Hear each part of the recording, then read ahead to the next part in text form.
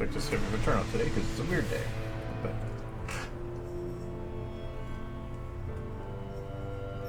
keeps me focused.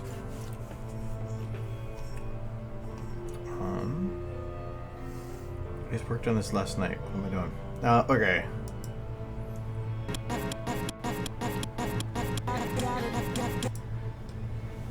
Hello. I worked on this shot, or this shot should actually be done. From last time. I might change Rainbow's backpack back to the other bag, but other than that, it's done. All I did was I think I increased the aperture a little bit, though I have to test to see if that's going to affect the grass at all. And added some trees back here because that hill looked a little blank. But other than that, this one is, I consider, done now. I cleaned up her tail and all that too. Hey, Aggie. So I actually started working on the next one because she runs through the hills like this, and I needed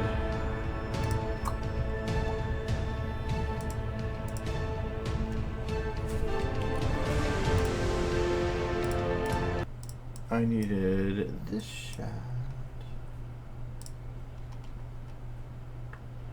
Where's it? I needed somebody running through the field, so it was. Yeah. Just run through the fields and runs like there. But I can't really do the spinny thing because it's a horse.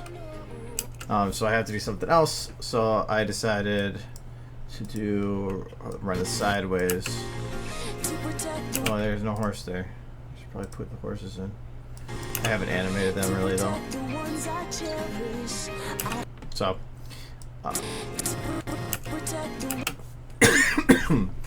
But it's very, very early. Yesterday was just placing grass, and I did some of the lighting. But I have to kind of make. I definitely have to give them a random motion to them. It's right now just straight running, and I did all the grass for this shot. Let's see this one again. But I haven't done anything for any shot past that, because that was all like something like an hour. A lot of models. Trying to get them to mold to an uneven surface. So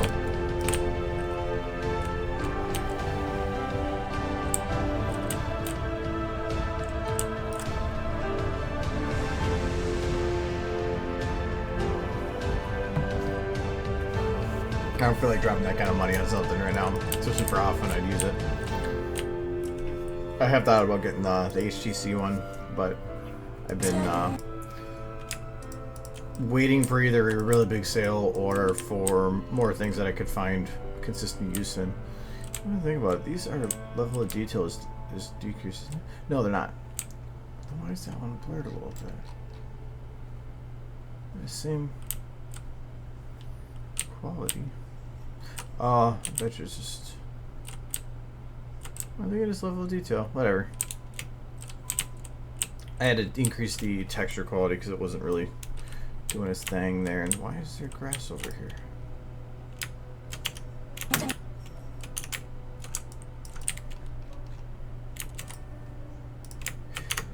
So this is my current project for this one, is to get the. I'm just gonna delete this one. I don't need it.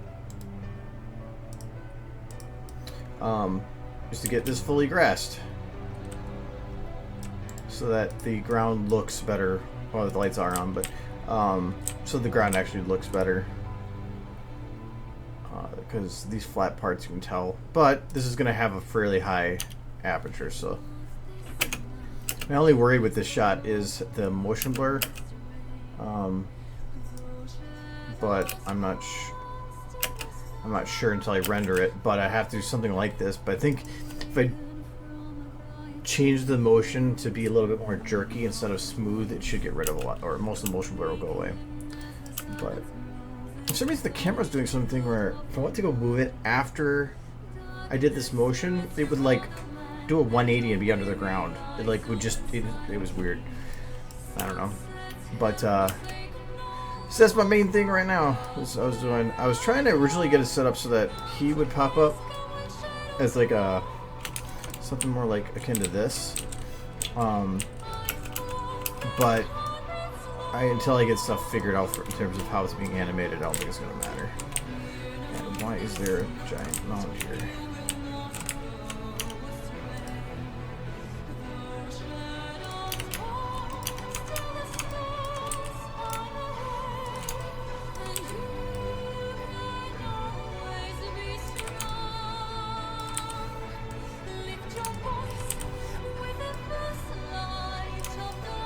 But even for that, it's not worth it to me right now. I have too much stuff going on. After these cons are over, or after BronyCon's over, I still have a bunch of stuff I have to start not long afterwards, and I have a couple games I wanted to get in on.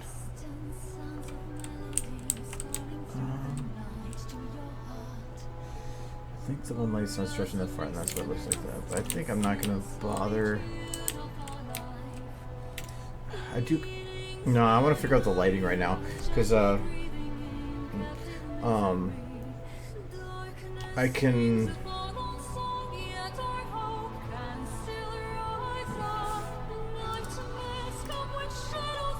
No, I can get the grass anytime. If I can get the lighting figured out now, though, it'll help with the grass, I think, too.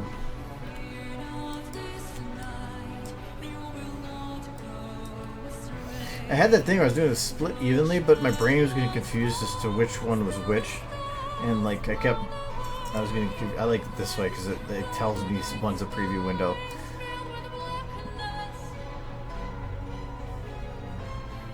Okay. Okay, so there's gonna be some buildings there. I have Kale Fan.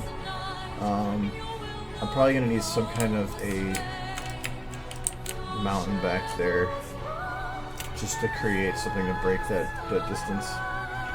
Bargle, I agree.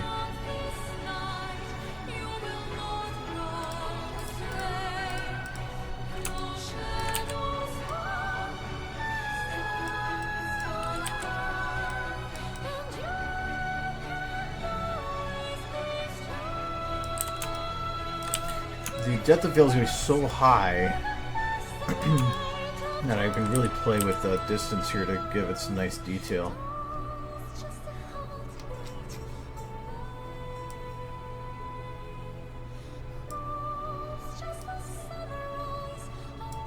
And make sure that that's not going to disappear on me. Nope. Okay. I might have to move those.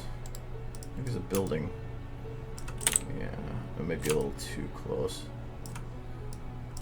Where's my actual mountains? Did I get rid of them? I think I deleted them. That's fine. I don't want the same mountains anyway. Alright, well, I will just make new mountains.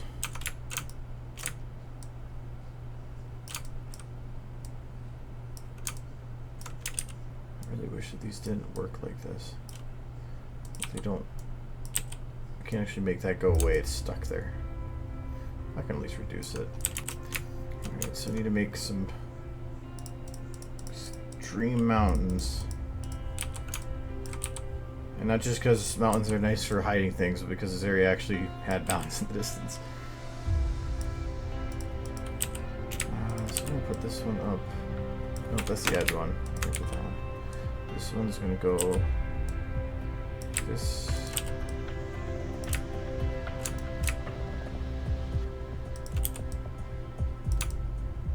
I have to be careful because some of these are going to be sharp edged if I push them too much.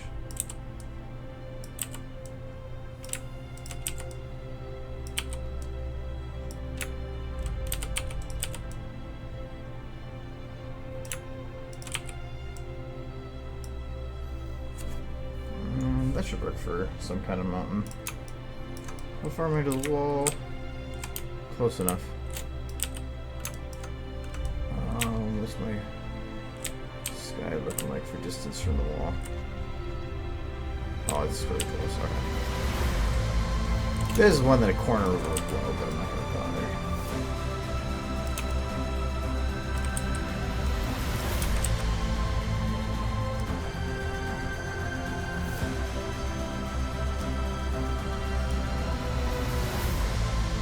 I want to make sure that And I'm probably gonna like change the perspective of those so and shift their location just so that it actually makes it feel like that distance is actually there. I don't think I've ever had a drill put to my head. I will say that probably is not a good thing though.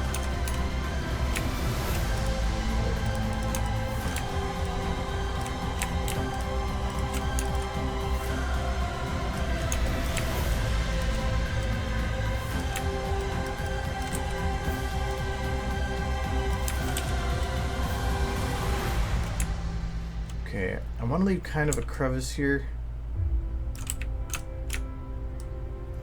Because if there's a crevice, I can hide another mountain behind it. This one, there's a weird little angle right there.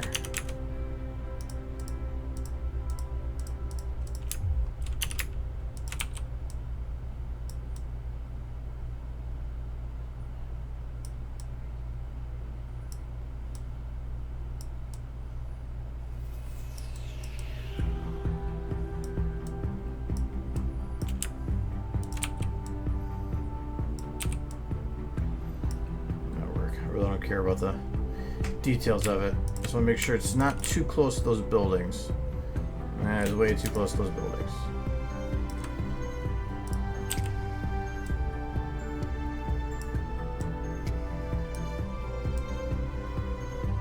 How much distance do I have still? Not much. I'm gonna put this here. I'm just gonna move those buildings up. Screw you, buildings.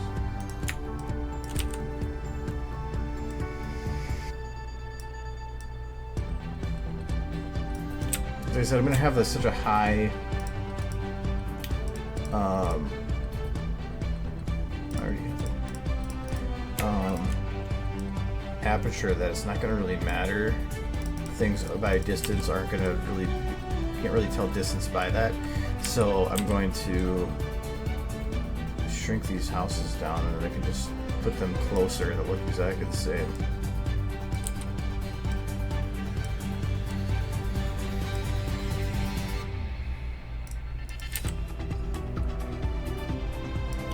Sure.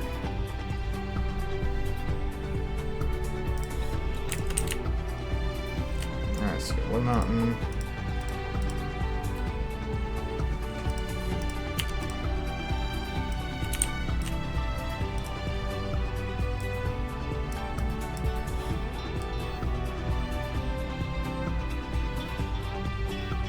I don't think I have to really go that far on this side though, because I don't. It only goes to like here.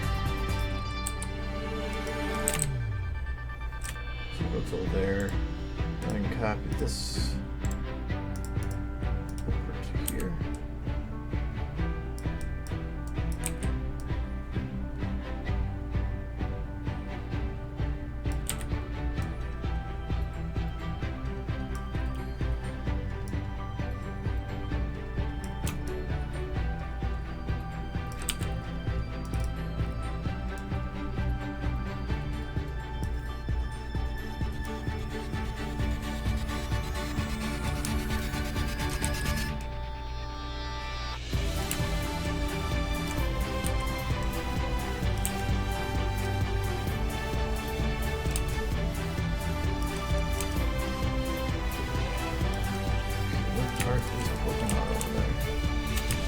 There.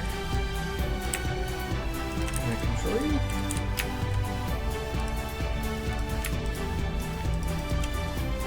No, that's that one corner I can't touch. You know?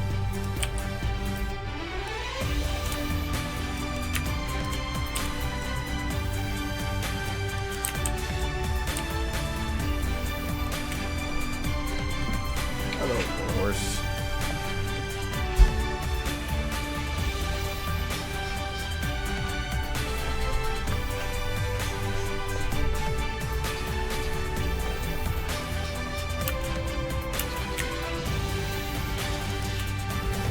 There's a sky back here too. How far does this guy go around? I might have to change the whole scene. It doesn't go that far. Okay, turn the whole scene it is. Wonderful. Accept the sky card. Therefore, sky card.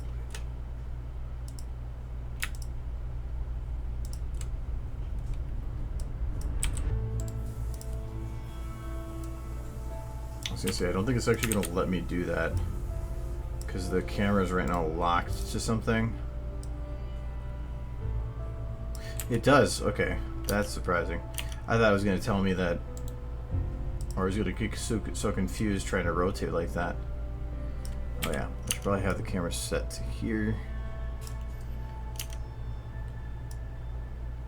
Okay, so that's where the sky starts. And I'm still fine. Can I get any extra distance? A little bit. I'll utilize what I have.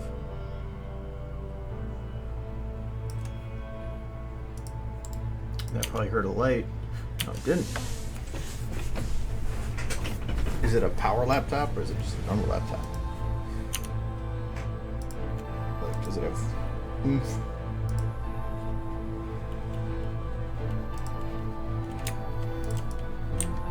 Okay. So now, let's set up. Let's grab some of these lights I saved here. So we'll grab the light one. So right now, I just want to kind of get a general idea of what this is going to look like, so I'm going to go right here. Oh, a touchscreen. Nice.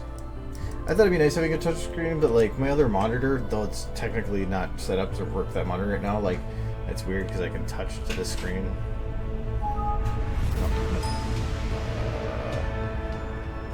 Yeah. I have a touchscreen on my other one, but I never use it. I never found use in it, actually.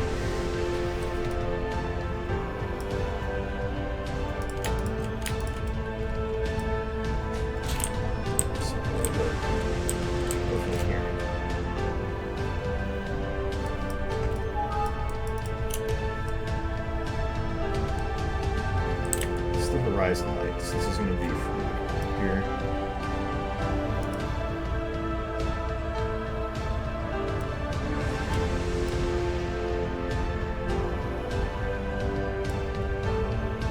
I could boop noses for reals. Actually, I'm wondering how that would work. I could probably actually do it where I could like grab somebody's nose. Because I should be able to like, let's see if I can do that.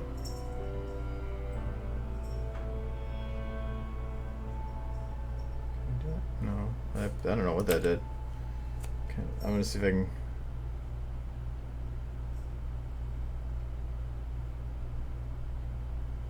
Yeah, I guess I can.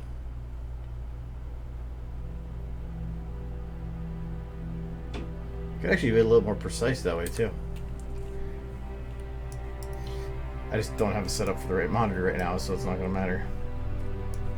It's an easy fix, but every time I get like a certain update, it just goes and like undoes it. I don't know why.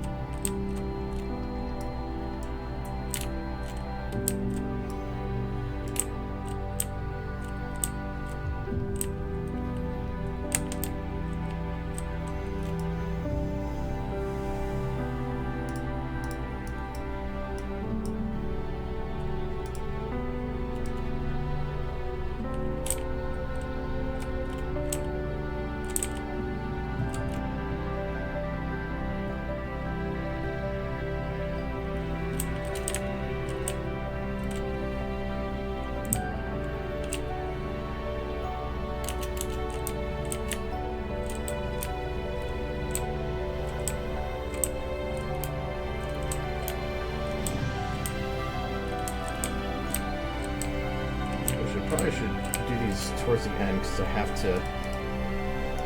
I'll pierce this from now and then I'll adjust them. I'm technically going to run into a situation where I have to put the volumetrics over this, and it's going to cause some overlapping issues. These mountains are way closer than I thought they were going to be. The skybox. Oh, so this is going to be tough because I know that the sky there is going to be hard to work with. Main light far back. What's this one? Nope, don't need any of those. Where are we going from here? Where do we go? Are we all blinded by fear? I've actually had a problem with my computer for a while when I changed boot drives, and it got confused because I was using the other one and I can't get rid of the indication that it says that it's not a boot drive. So it's saying it tries to dual boot. It used to be that until I did some fixing every time I booted my computer, I had to have the CD in the drive to force it to have it get confused, then boot from the CD and then go into my computer. I fixed that portion, but now it still takes forever to determine what drive is supposed to go through, and so booting my computer on an SSD still takes longer than a normal computer. I hit the it sits on the black screen for a while, and then once it actually gets past that, it's bam, bam, bam, done. It's really annoying. What do you do?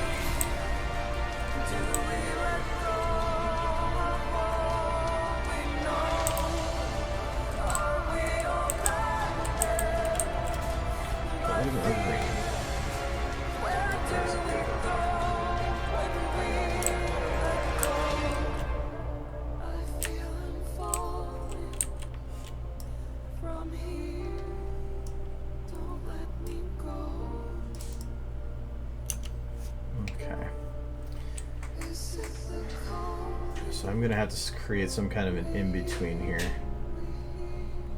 I think that horizon in the back did get too bright.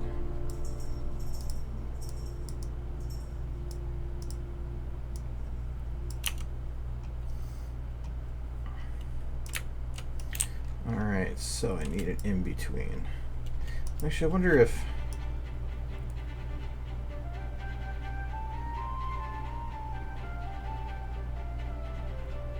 I need to make it match for the most part with that.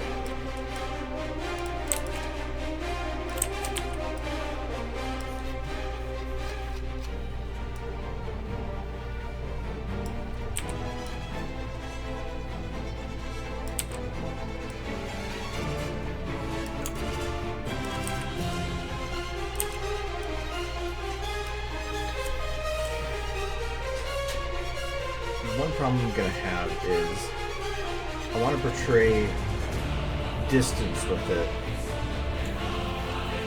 And if I did, I want to put trees on there. The trees are going to require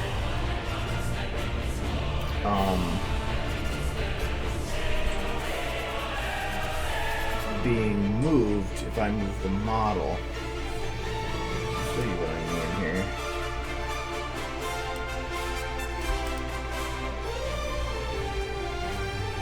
Like here, I could almost get away with that hill just kind of going up to nothing. I'll probably add something to it, but mainly because I'm probably going to light it differently. Everything's right now to be balanced lit. It's not, doesn't have any nice bright areas. Let's see, copy this. Put this over here. And we're gonna do a 180 with it. I don't think that was a 180. Because then the hill looks different, but not. Actually, I don't know if it looks the same from the side. No, it doesn't. Huh. I'll just have to deal with it. Do this.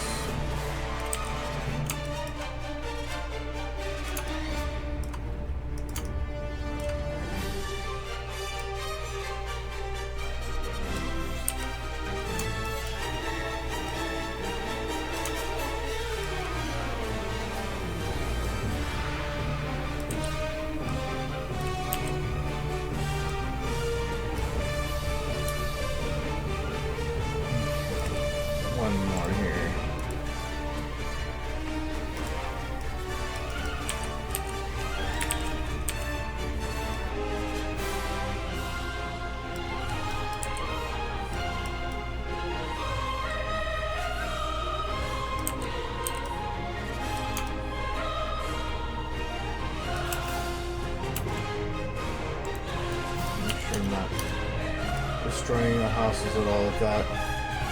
Okay, I had to be a little careful with this because of the buildings. So I actually should bring this hill down. Just utilize the mountains for a bit here. Or play a mid-ground with the hills here.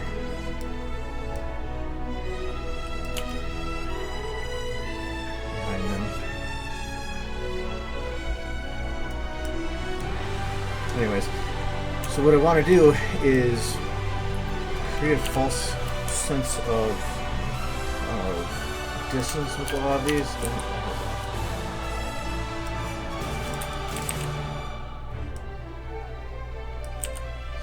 the corners popping up. I'll fix it then. I'll probably forget to do it in general. Okay. So when the camera's shifting like this, I would think. If something was really, really far away... Actually, you know what? I'm going to do it the way I normally do it. I'm just going to move them and see which looks right. Why do the math when you can just throw out things and see what the result is? So these ones, I think... it's going to probably have to go this way a little bit. I guess. So that's one mountain, and then it was this one and this one? Yes.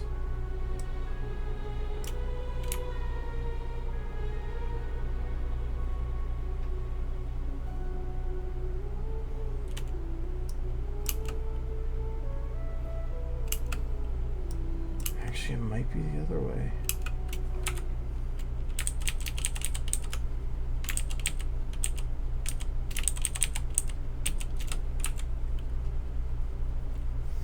I'm actually going to separate these. This is going to be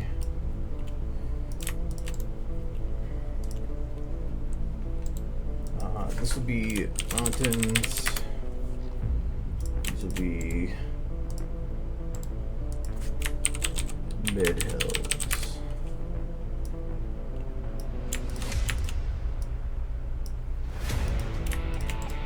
And this will be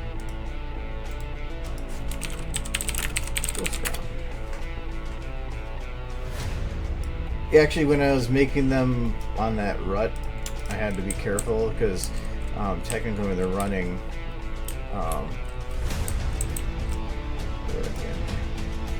I had to make sure that they took into account changes in elevation. So they actually do go up and down a little bit, but they go over it. Yes, the back pointing just kind of goes up. But I'm not really worried about him because, like, in terms of visibility, he's not going to be very visible. So the main things I have to worry about are just the churning of the head and the eyes. The mouth isn't even going to be visible.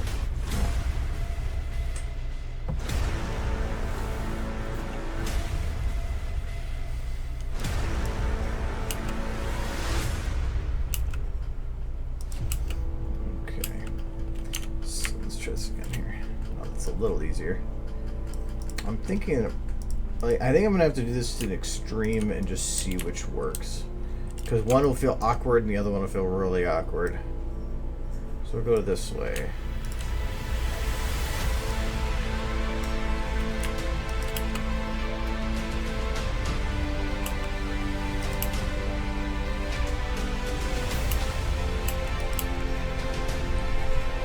Okay, I think that's actually the correct way to go.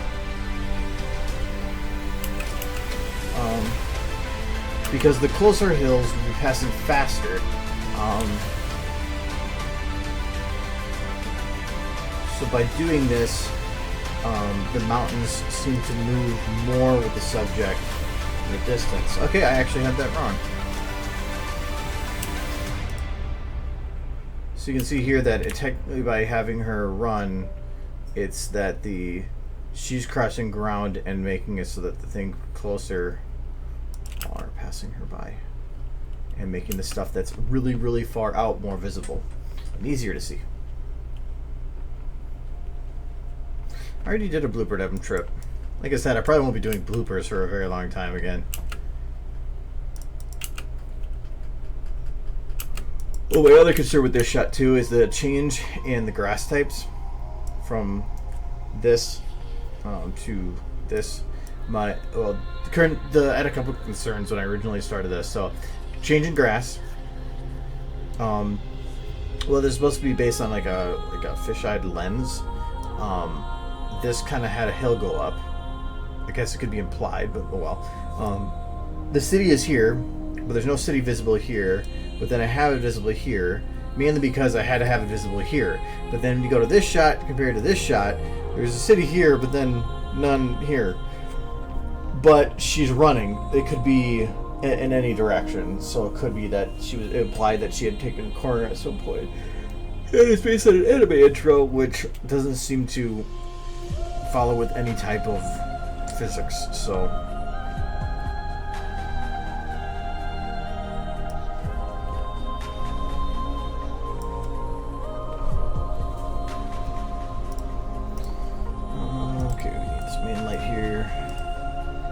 But the main problem I can see right now with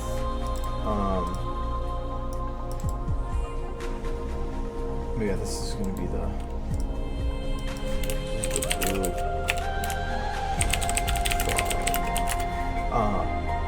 is I need to put trees on them, and the trees are particles, and I think I can get it to lock to the model and move it, but I'm gonna have to modify it a little bit.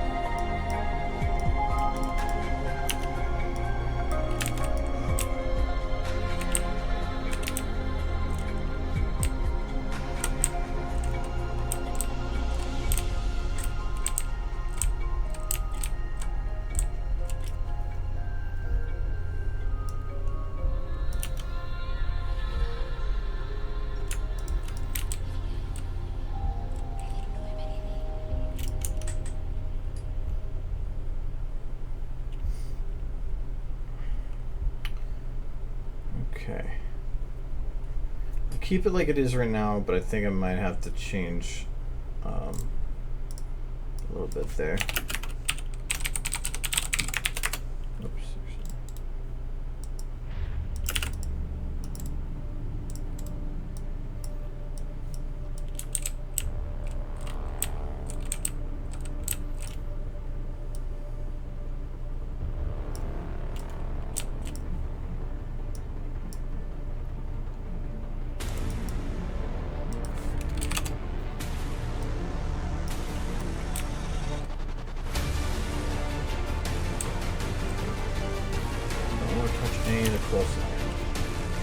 Just the far land.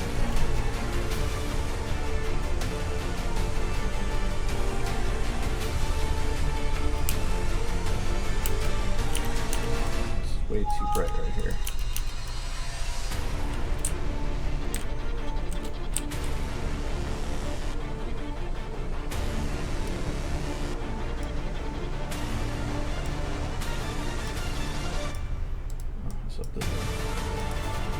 Shit.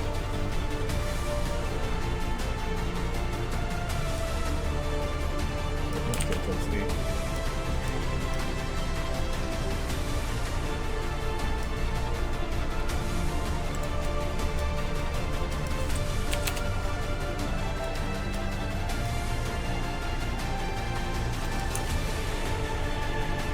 Now, tripping is, if you are trying to show tripping of the actually impacting the ground, is difficult. So, like when I animated the main six falling, that was actually really hard because I was animating a fall in slow motion.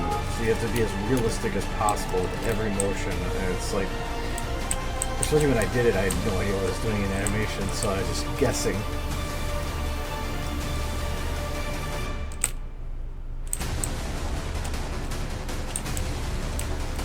I don't want to use constant, but that's dangerous.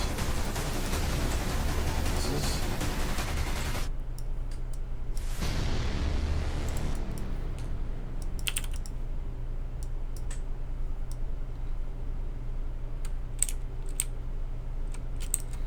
Oh, I just want to hit the little corner right there.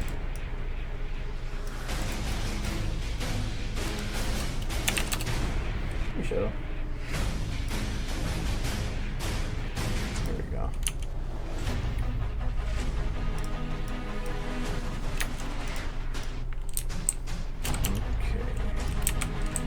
Trees currently look like they don't exist. They should.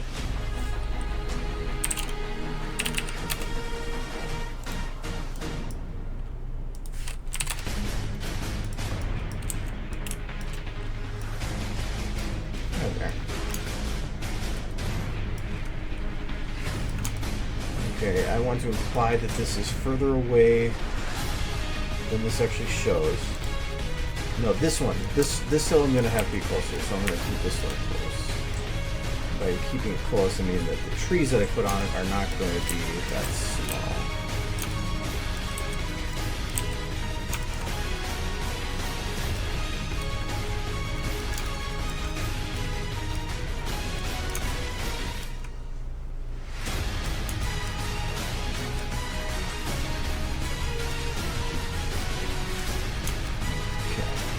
The other problem we're going to have is that these are going to want to move. So we're going to try something.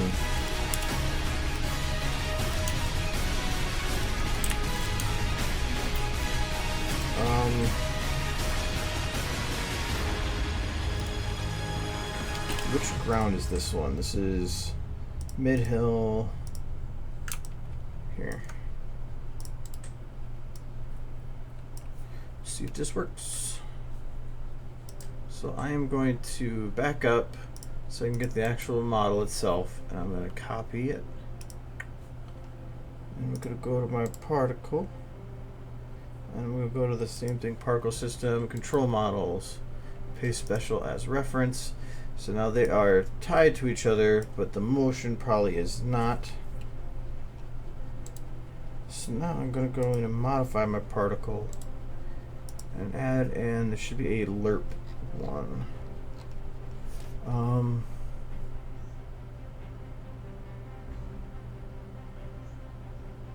Because you can do position on model, but I don't want to do that. It's just going to make trees all over the place. So I think it's going to be an operator. Okay, there's some lerps. Movement, lerp to hitbox. Let's see if that works.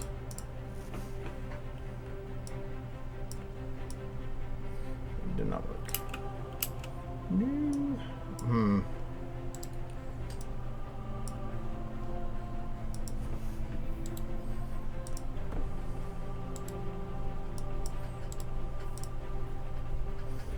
Can I do movement?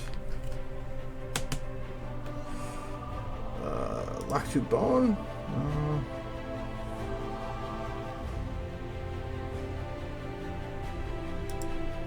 Rigid attached to control point. That could work. Well, and actually, just moving the particle might work. It's just sometimes it doesn't. I'm gonna keep it like that. So that wait, that makes it disappear sometimes. Yeah, it does. I might be able to just lock it.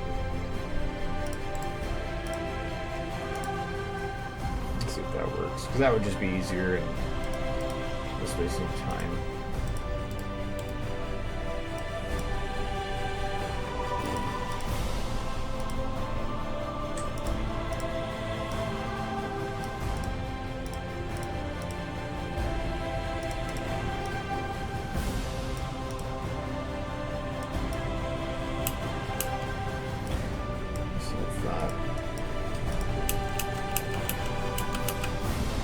See, they're moving,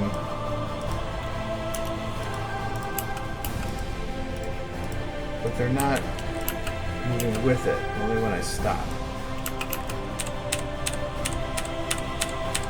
And even when I do here, they're not moving correctly with it.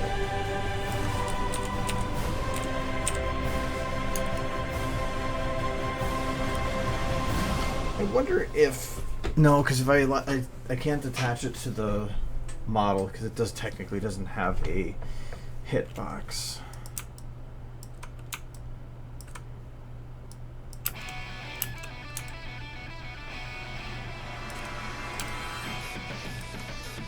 How do I fix this issue?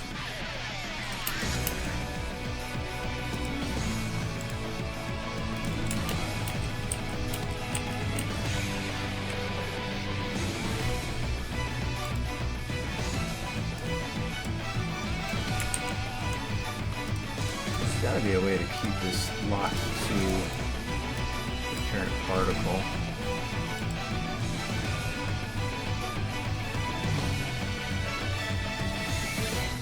Okay, so let's see the first scene of MD. And then set camera after the scene's done.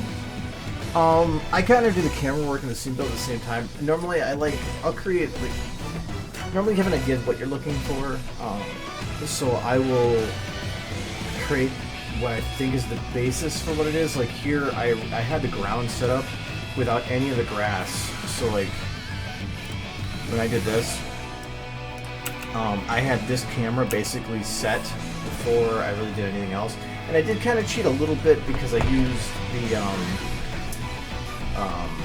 the previous scene as a base, so I already had part of the ground and a little bit of the grass. But normally I want to kind of figure out at least the basis of the camera movement, because you could be giving yourself a lot of extra work in your scene build if you're creating an entire scene build and then only using part of it. So knowing kind of what you're expecting to do with your scene build by having the camera pointing where it needs to. Like here, I know that I don't have to worry about anything outside these areas, especially with some of the scene builds that I do, because it gets massive and I can't just go and build a whole scene all the way around 360 or I'm just going to crash my machine. So, see, normally I will do most of my camera work as soon as possible, to at least have a general idea, even if it's not refined, have a general idea of what I'm working with first. But it doesn't mean that's the only way to do it. I just realized that this is... Oh, it's clipping, but it's after the camera passes, so that's fine.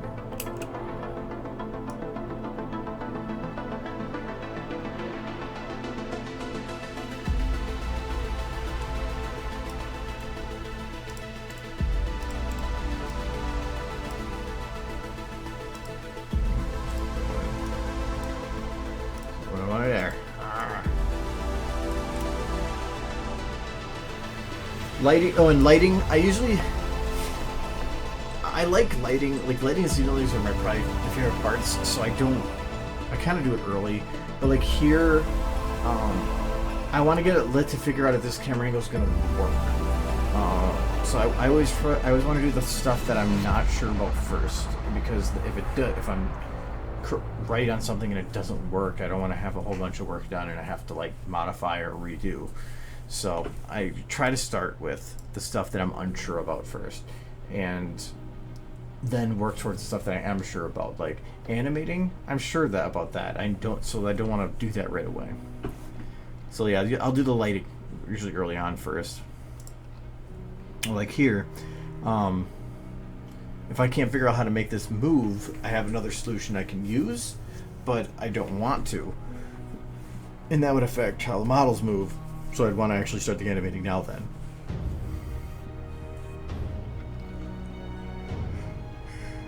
There's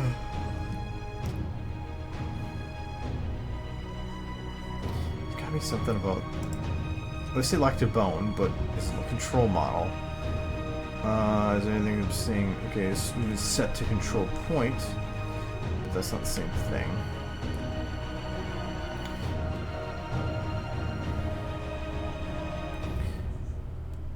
The only way it's going to move around with the model... I'm thinking about if there's magic on a horn, I don't even think it moves then.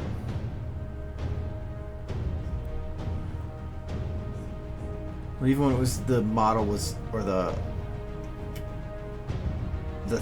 these were locked to the model, it wasn't moving, right?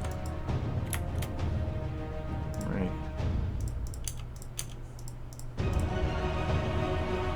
Okay.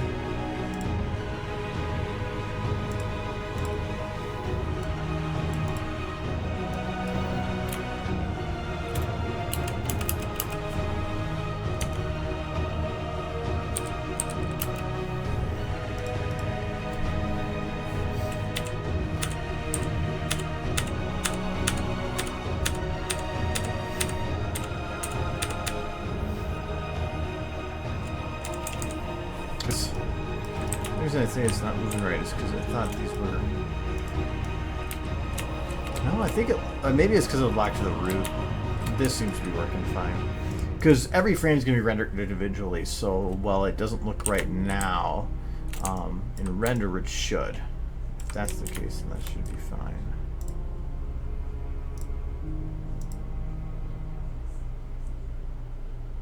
It's fine. Pre-made maps are great. I use those for a very long time, and I still like to use them. I mean, they're there's a lot of benefits from using stuff that's pre-made. I use the Dear Esther Cave all the time. You can get a lot of good detail in it, and you can have a map with a lot of detail that takes very little resources comparatively because of it's all pre-rendered and all in one instead of being controlled separately. But you're not going to, unless you go and make the map specifically, you're going to probably not get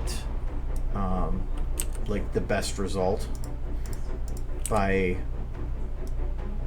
using a pre-made. But I'm in no way against them. I use a lot as a base too. I use the grasslands. I'm actually using the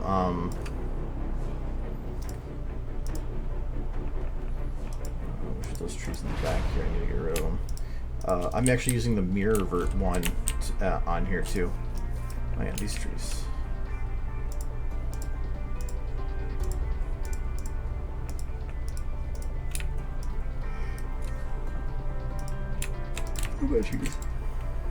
Yeah, I like the mirror one. I use that for, I think.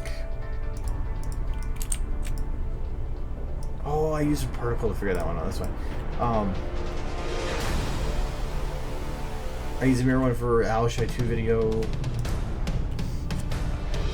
But yeah, I think you're going to get probably a more custom and unique map from doing it yourself versus building, but that's so much fun. I mean, that's the thing that's been taking me the longest amount of time on this video alone has been the scene building.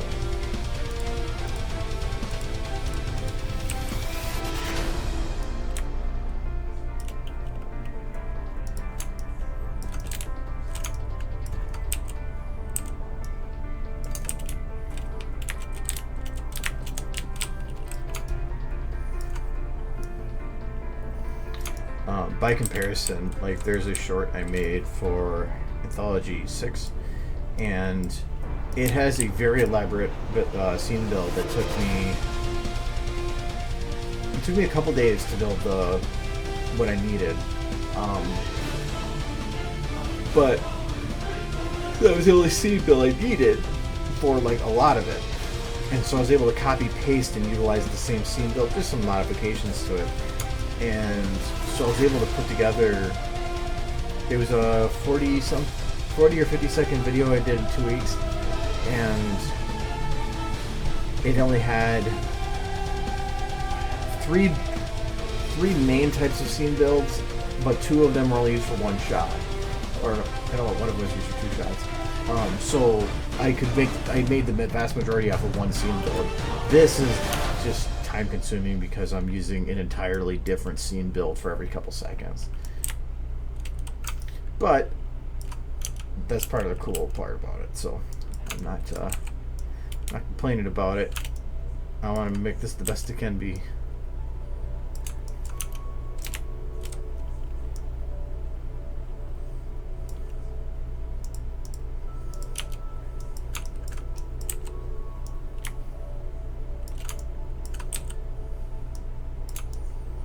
Does hill move or something? Because I don't remember the grass floating like that. I have to be careful of that because you can start seeing a weird, like there you can see it just obviously floating when you pass it.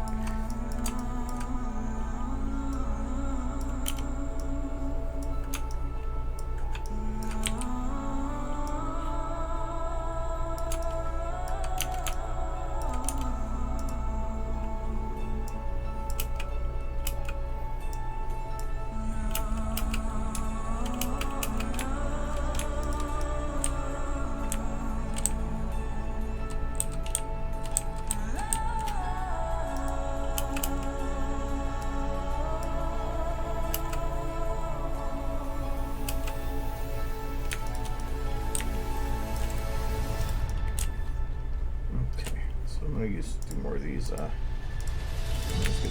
I'll move these over too.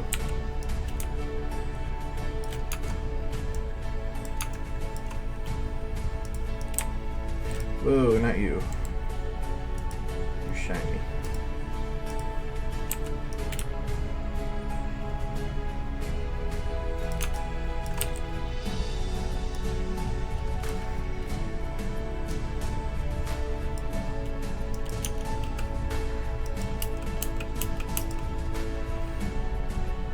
Going back that far.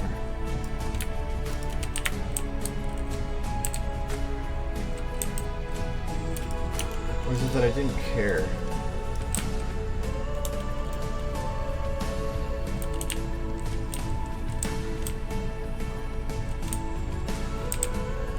Oh.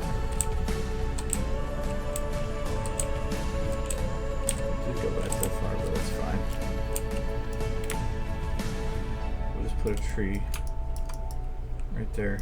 Oh, good. There. Bam. Don't need no foliage. You got a tree. I should have turned this up a little bit.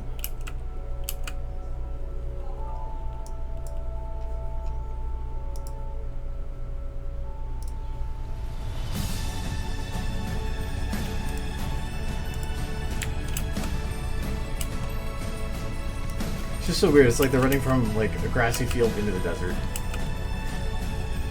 That's why I don't really care about this dip either, because it's going to probably just be erased by grass. Let's see if I can clean it up though, because the other thing about the grass could look weird there.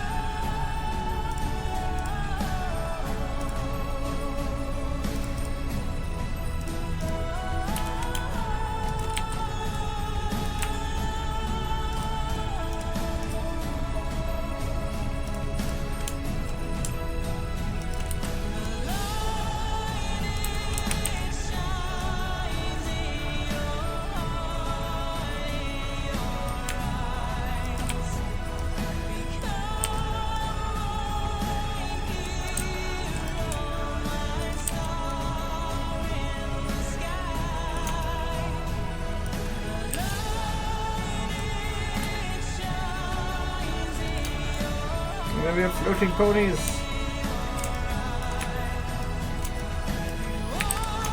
I really didn't change the land from what I've used before, so.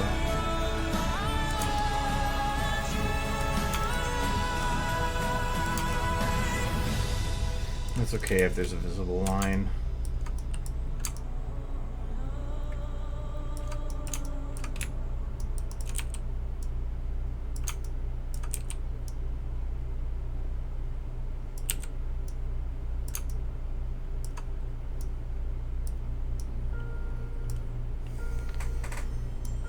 Duplicate the background trees. Oh, you mean like these ones?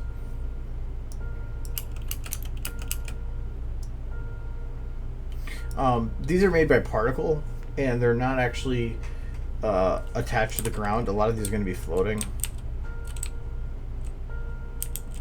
Because I can't utilize the place on ground with these trees. Place on ground is only used for ground, so if I can't have it drop to a model, therefore, or at least it hasn't been working. So I just have them at a flat plane with varying height and a little bit of varying elevation, and then keep upright so that they always, no matter how I rotate it,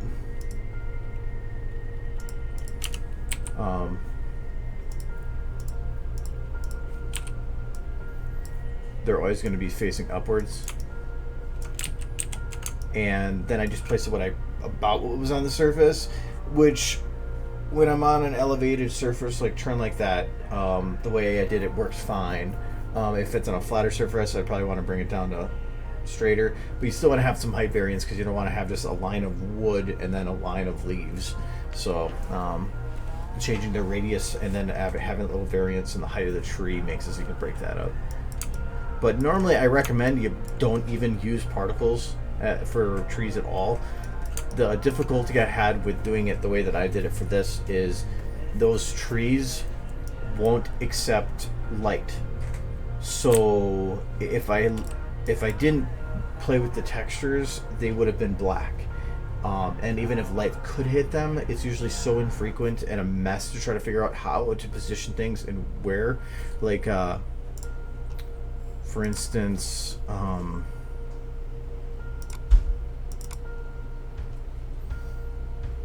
because I made a tutorial on how to do it, and then I kind of figured out a couple months later that it was probably a bad method. It's useful, like for what I'm doing now, but not in all situations. So for this video, the grass here, in everywhere was all done as particle. That's why it looks like it's all waving. It's because every individual model of the grass is set to just move. Well, it's all moving very basic. When you put it over that large of a surface, it looks pretty good. The difficulty I had though was that lighting was horribly inconsistent, and like I would render this same scene multiple times, and it would not be the same in the lighting. Like the shadows coming down here wasn't working. A lot of stuff wasn't working. I had to render this multiple times to get it to work, and it was super annoying. Like even here, I don't think the grass is actually being lit in that shot. Like here you can see it's all really bright, and then bam, it's not. I think it was at the end that I had a lot of problems. And even here, I just put patches of it down there because it was super annoying.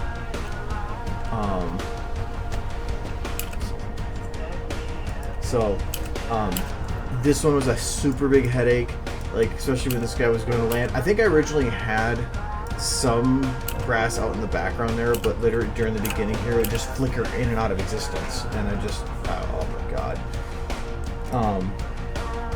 So yeah, don't use particles to make a spam of trees or grass, unless you need to. If they worked and they had lighting interact with them as they should, oh my god, that'd be super. It'd be amazing. Because like here, if I wanted to make trees cover the ground, I can do this. I can spam it everywhere. And if you have a map actually made for it, you can have it. Like here, I don't think it works either because these don't have a hitbox. But if you had a hill map made, you can spam them to cover the entire map, and it will lock themselves to the surface all the way across. It's super nice. But for this instead, because they weren't taking the lighting, I had to disable their lighting and give them just a flat light. That's why they look plain, because the lights are on right now. But from top to bottom, they just look completely normally like lit from all angles, because technically they are. But when you're using them from a distance like this, I don't care, it looks the same.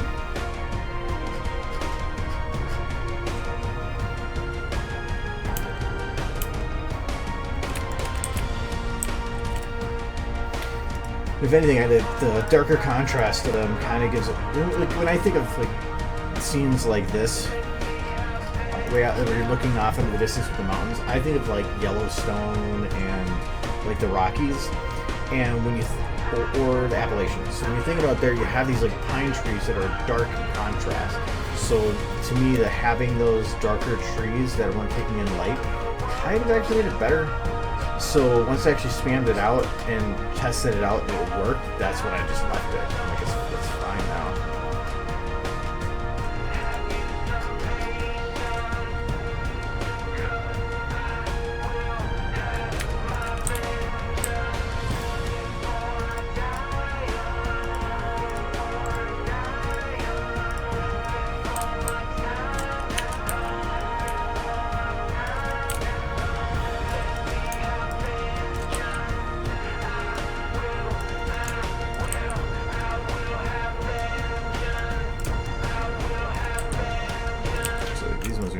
Harder to place because of the surface they're on,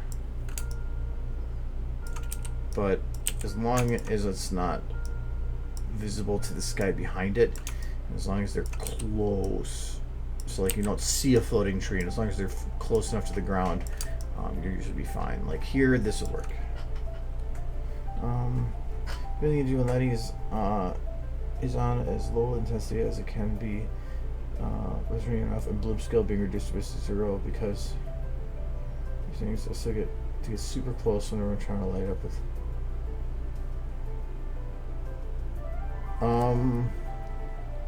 What do you mean? Well, what is it that's being shiny?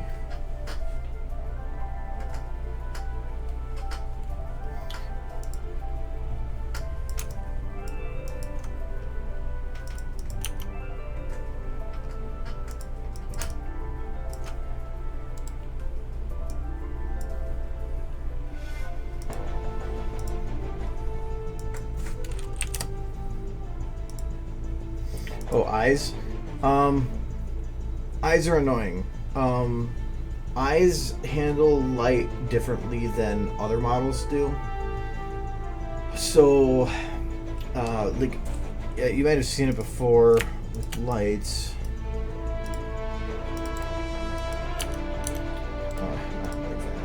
Yes.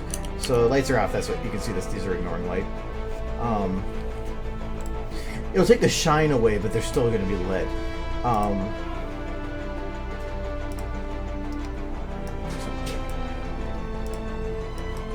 So,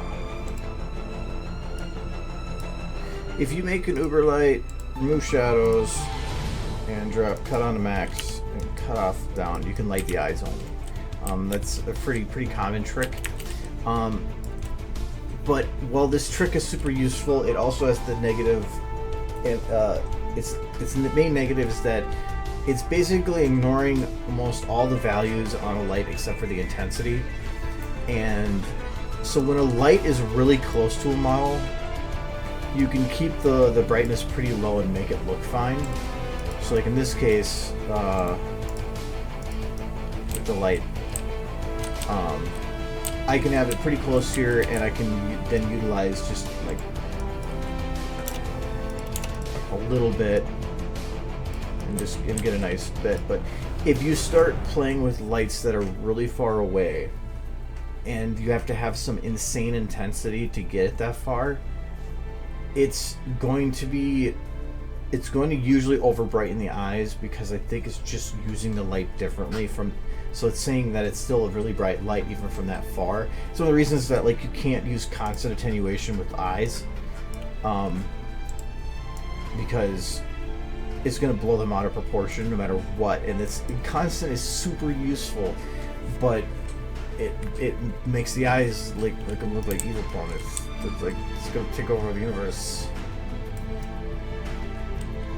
And yeah, I know that by decreasing bloom on a camera, you can get rid of that. But you're also getting rid of bloom on the entire scene, which is not good.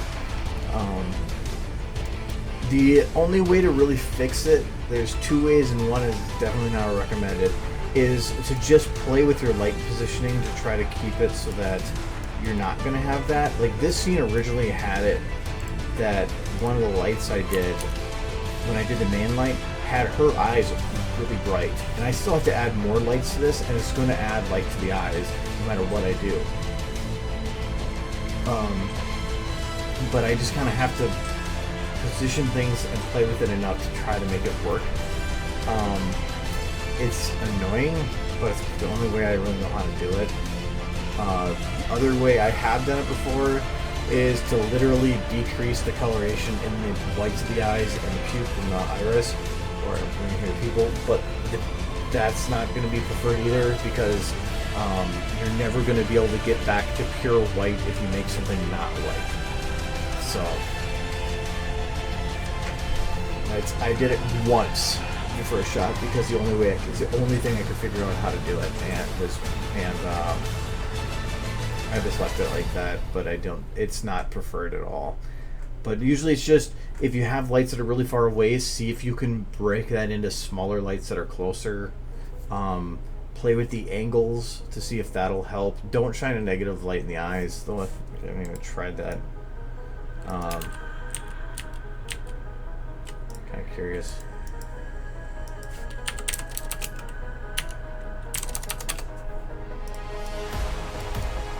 It doesn't look like it does anything anyway.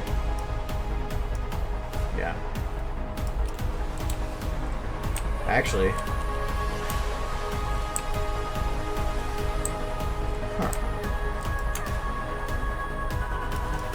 That's interesting.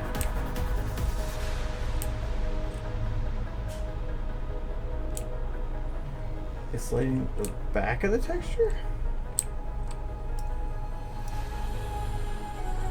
So this one, if I go around the back, goes away.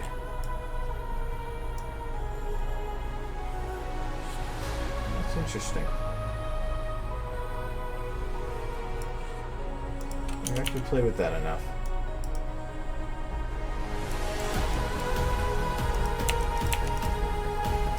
I'm curious what it's actually doing. This is constant distance. So it is lighting it with white, but only from the other eye. That's weird. It's not decreasing the brightness though, so I guess it doesn't really matter anyway.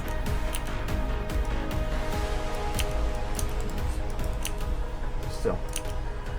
Interesting. But so yeah, negative lights don't do anything anyway.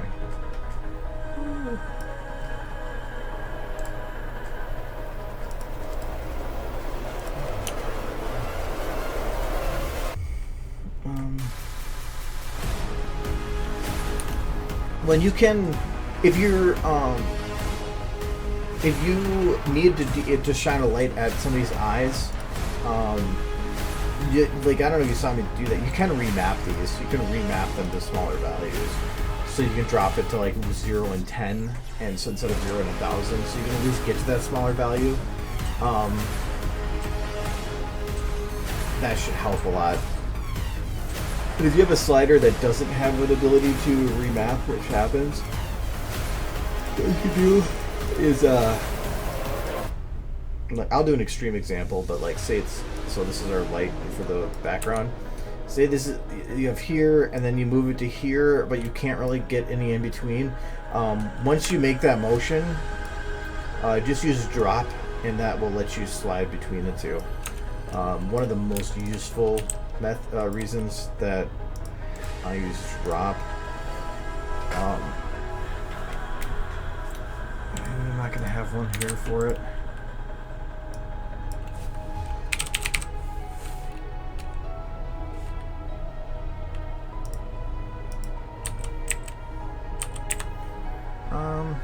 Yeah, this should work.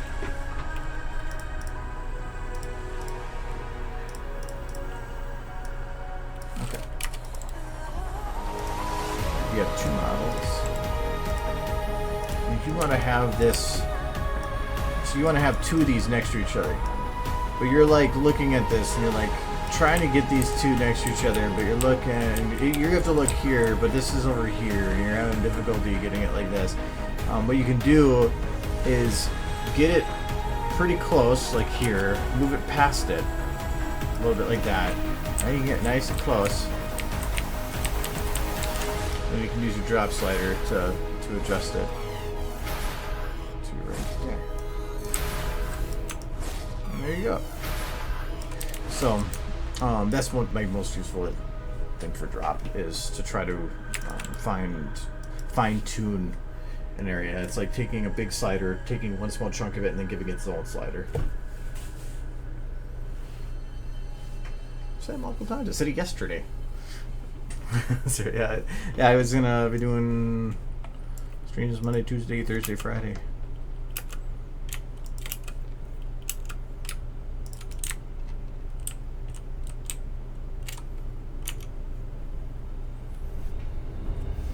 Okay, this area back here works, but I feel like it needs a little bit of a higher contrast. So I'm gonna take, I think this is background light here. I'm just gonna grab this and move it around to here.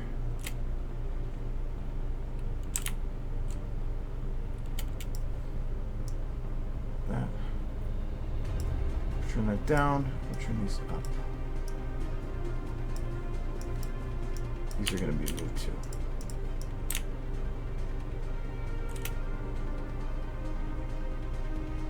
If anything, I'm going to break this into pieces of my own. Screw it.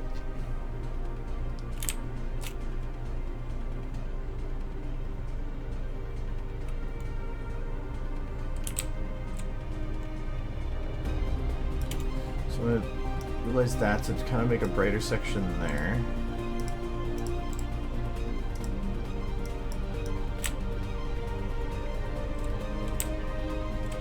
I'm going to do this here, but I'm going to decrease the brightness a little bit, just to give a little bit of contrast. Do I follow any other SFM animators? Yes and no. I mean, I have a lot of people I'm sub to, but when it comes down to it, a lot of the stuff takes so long that it's hard for me to remember the people I sub to. Normally, I just see something from somebody that has, that showed a lot of potential, and I'll sub to them or leave a comment or something, but I'll forget later because just like it just takes so long to make some of these that by the time they go to make something else again, it feels like they're new. But usually when somebody's new, they're making stuff pretty quick, so.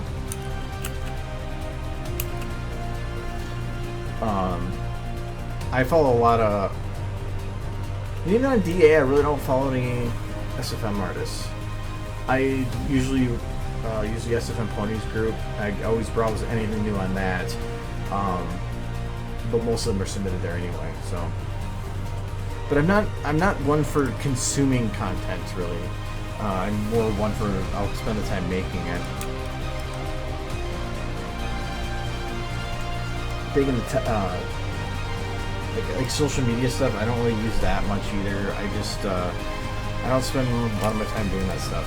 So it's also like go through sprees doing catch up or something. But besides that, no, not really. But I do follow people for sure.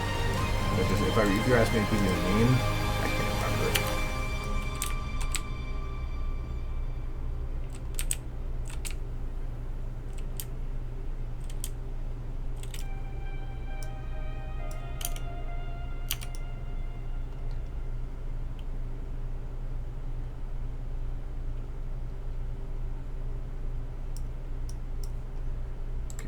This is going to be a fun one to do. So let's do building lights 1 and name 1 because I have to get rid of this one.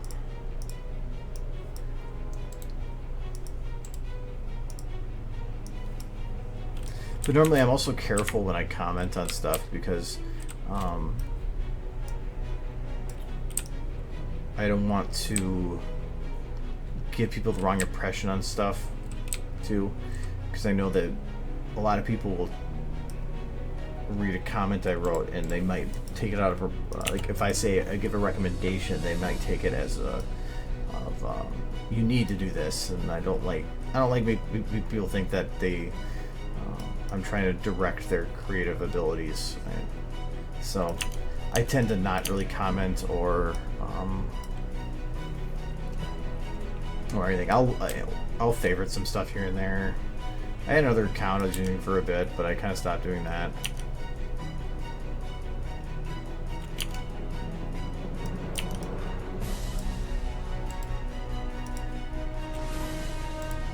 Switching on black dark lighting while keeping the rest of the scene bright. For instance, a dark bathroom and a bright bedroom. Are you transitioning between the two? Because that's normally that's all based on what the camera is seeing at the time. If the camera's looking into both, then it's gonna be you're gonna have whatever the scene you're in currently have the balanced lighting and have whatever one is dark be dark and whatever the ones that contrast be either dark or light depending on what it's supposed to be.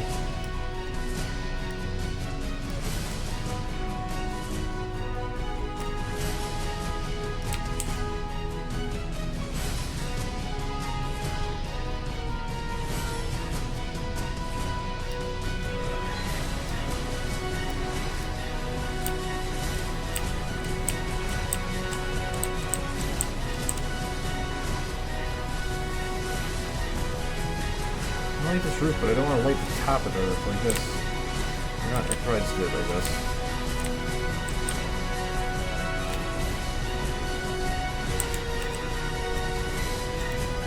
Yeah, if you need the light.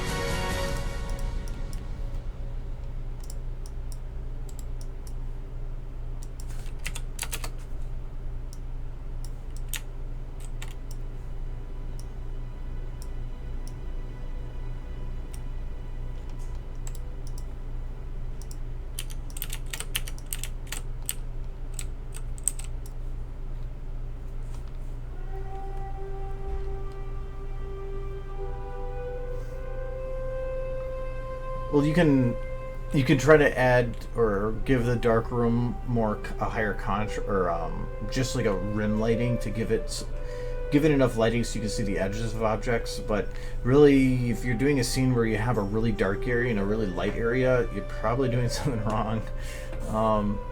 Because normally if you're going to have something like that, it's because you want to portray something as being dark and ominous or angelic and bright from a dark area. But usually if you have a high contrast like that, whatever that bit is that's in contrast to the area where your main focus is probably meant to have attention drawn to it. Otherwise, even if it's supposed to be dark, you might want to balance it out a little bit. Otherwise, it's just going to stand out. Like I said before, it's not about being realistic. It's about fitting with the shot. It's the same thing like at night. Night might be pure black, but you can't do that in a video, so you usually have to make it blue or try to give it a contrast by having something that's brighter to give that feeling of dark. But it's hard to say in that because that's very situational.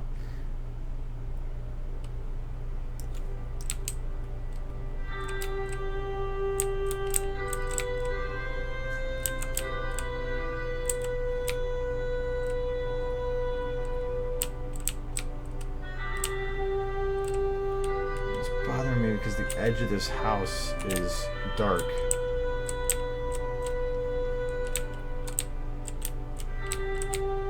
I want to give this house a little bit of light on the top to balance out the dark on the side there. Even then, that contrast is not really working. I'm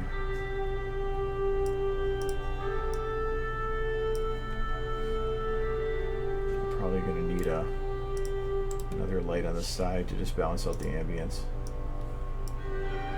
No, the point of the stream is to ask questions, so don't think you're bothering in any way by asking them. Most of the times, if you're asking a question, somebody else has had the same question. It's a wonderful thing about the internet. If you're unsure, or if you don't know something, somebody has probably asked it before, so you're just helping everybody else in some way or another too.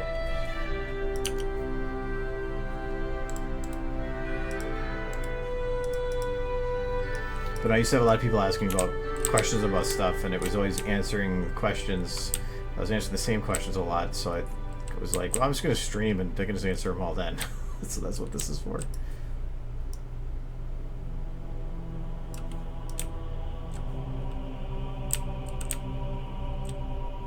Then it keeps me on task, for the most part.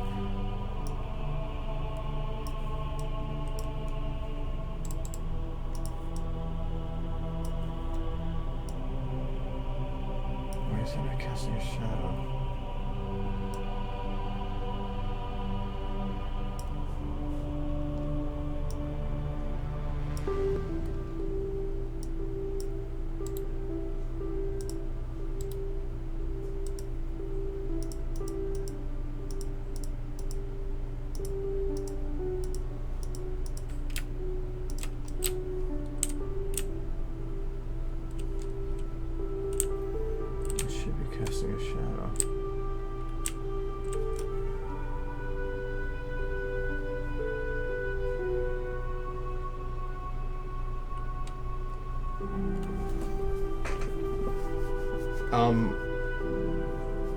Yeah, I'm going to I'm going to be at BronyCon this year. That's what I'm making this for. I haven't really used my laptop that has Windows 10 on it. I got it for conventions, so I've only used it like a handful of times. So I can't really say that I know too much about it. And I'm still running Windows 7 on this, so I can't help you there.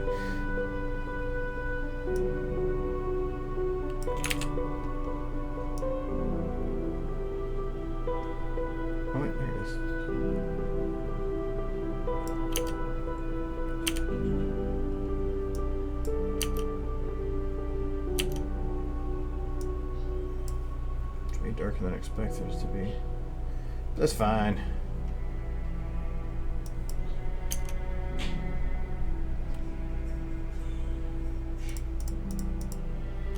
Because that light will balance it out. Actually, you know what? I'm not going to put radius on this. It's going to be the exact same thing. It's just increasing the filter size.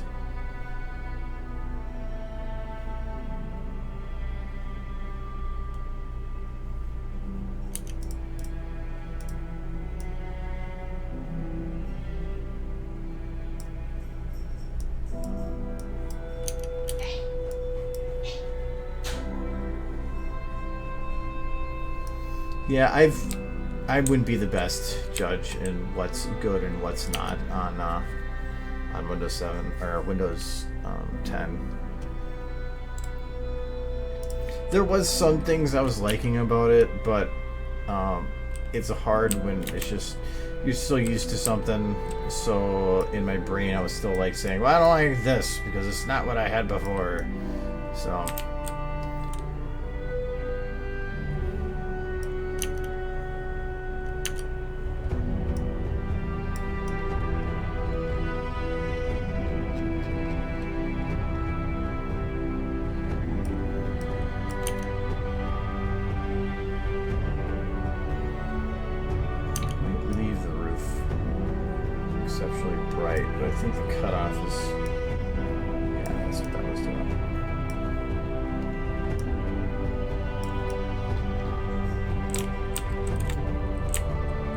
Have to light part of the building here, not the rest. I wonder if I can artificially create a shadow. I'm gonna try it. Cut on further.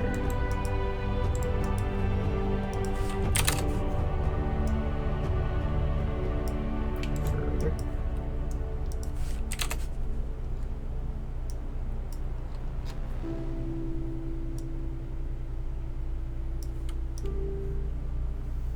So I have to go further this way.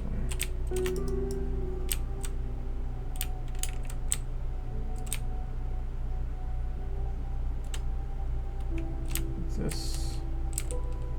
And do like that.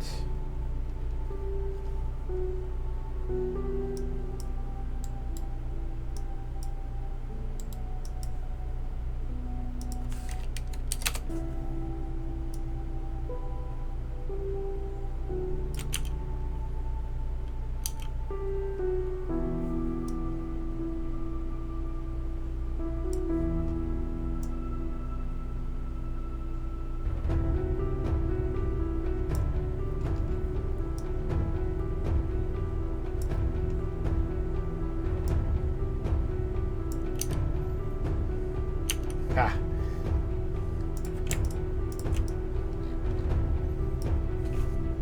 This is pretty good. No, I haven't tried out Doomfist yet.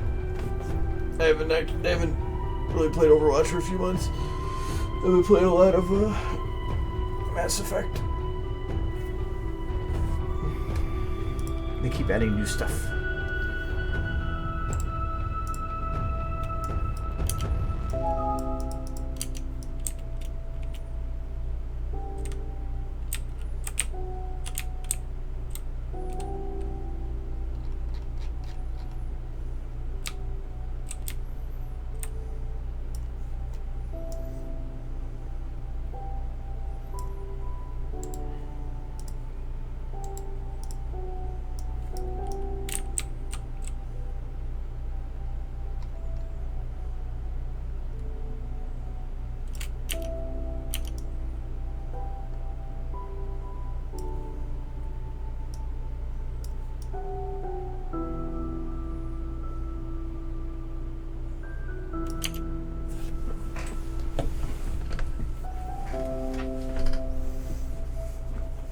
Yeah, I think mine was just my power jack's on the. It's on the opposite side from where it is. I think it's kind of when it comes to stuff like that. It's like the USB cable. It's always incorrect. So you just kind of have to deal with it. I just realized that I'm moving this, and my trees are not yet locked. Parkles, there's my trees. Probably should get them in position first. Okay. I want to make sure I don't forget those because that would look weird otherwise. So let's see, that's good. And this is mid-hill. That has nothing to do with Windows either. That's going to be your laptop that's doing that. It's actually funny, when I was doing my laptop, there was only like a couple stipulations I had, but the main ones were that the screen was small because I didn't want a giant laptop. So it's I think a 15. I remember that it has a number pad because I can't stand having a number pad, and that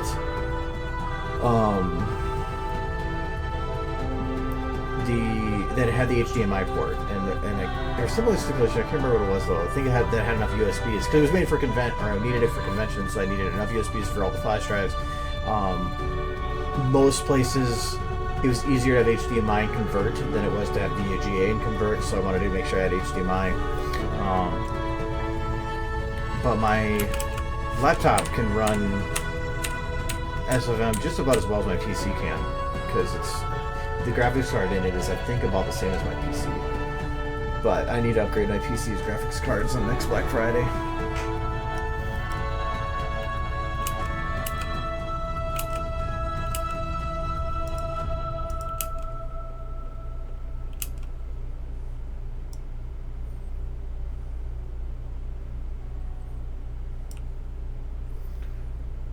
There's this hill and this hill I wanted to have further away than this one by a good amount.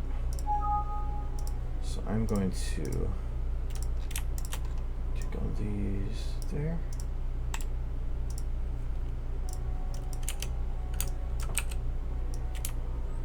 Put those over there.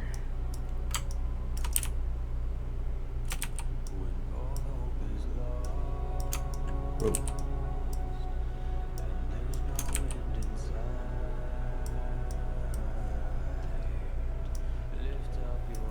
No, I went to, after BronyCon, I want to put more time into some of the games that I've been meaning to play and haven't been able to. I got Subnautica during the Steam sales. I want to play that. I want to actually try to finish the Mass Effect story at some point. And, let me make it smaller.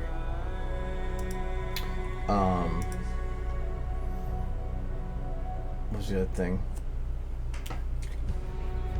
I also got Horizon for PS4 and Last of Us to get through. Apparently I need coffee too. But then I had an idea for a video for Cider Fest, not for the to play at the con, but one for as a promo. I thought it'd be kind of fun to do, so I want to work on that when I get back to. It's gonna probably take a while.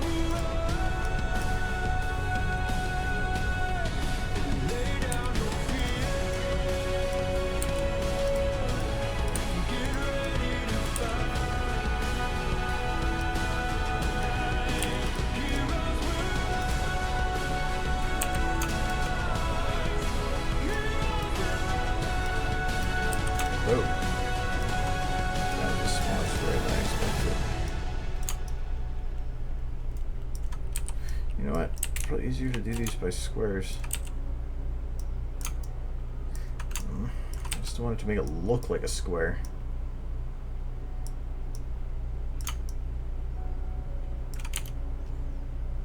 The main thing is I need to get the top of this hill. I need to have the trees cresting the top.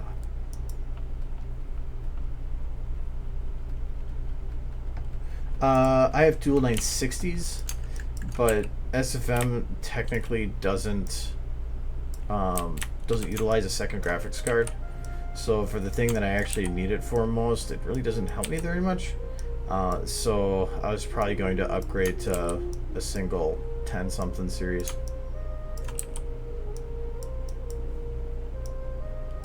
But I do all my graphics cards updates on Black Friday, so I wasn't planning on jumping on anything for a while.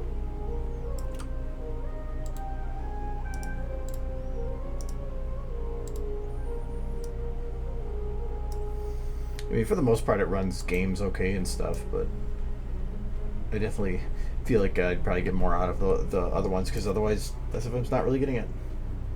Yeah, well, before too, I had issues where I couldn't afford a lot of stuff at the time. That's why I always waited for Black Friday, because it was the only time I really could. But I'm a little easier now.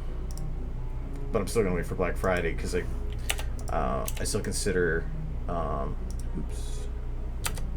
lot of that stuff a pretty big, not maybe not a waste of money, but it's just it's a lot of money going out for something, and if I'm going to do it, I'm going to try to get the most out of my buck as I can, so. I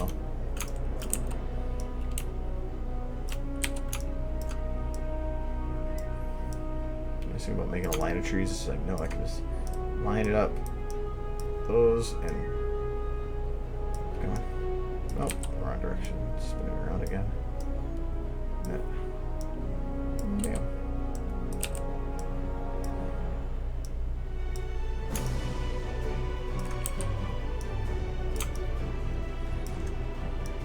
Even the 10 series ones aren't that badly priced anymore.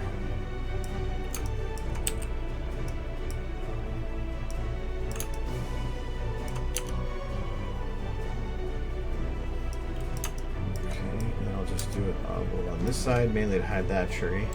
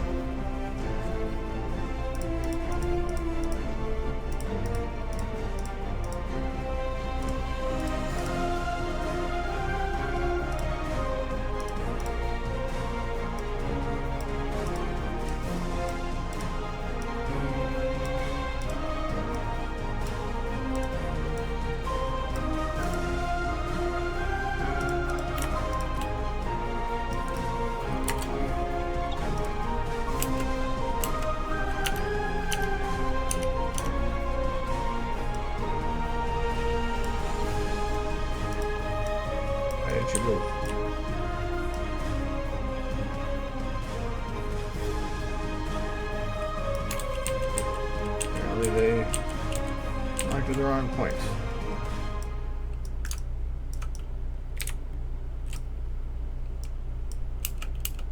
I forgot particles are weird.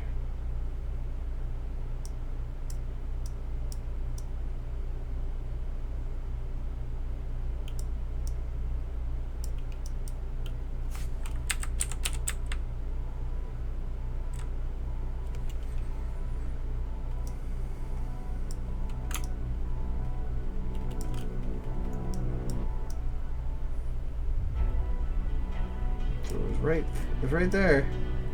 See, right? There's where I want them, but then bam.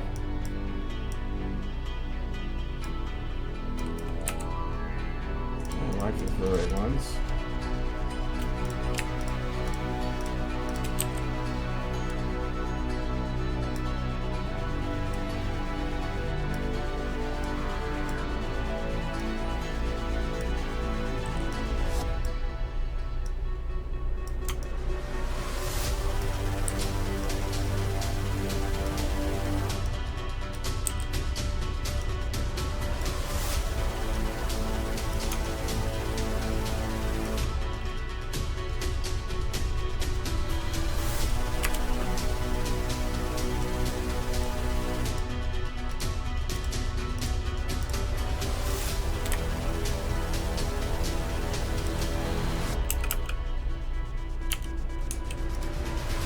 guess I should probably be looking at this from the camera's perspective.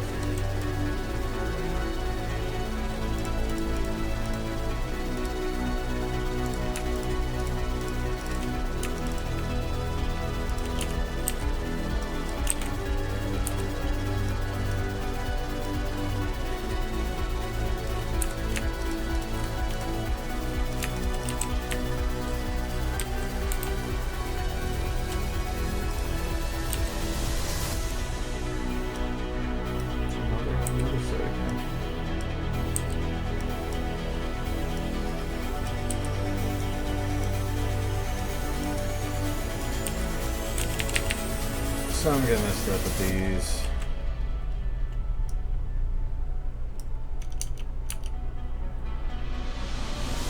Looks fine here.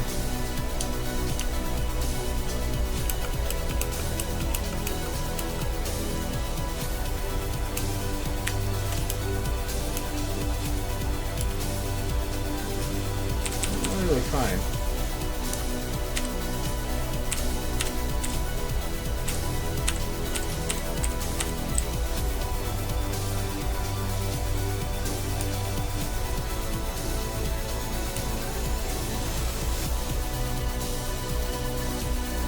They shouldn't be.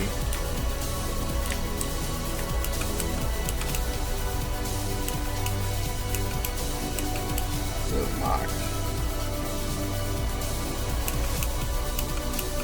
That's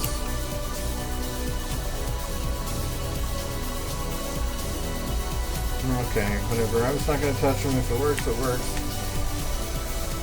We'll call it good. Maybe because I locked the other ones too. The model, they might be acting different.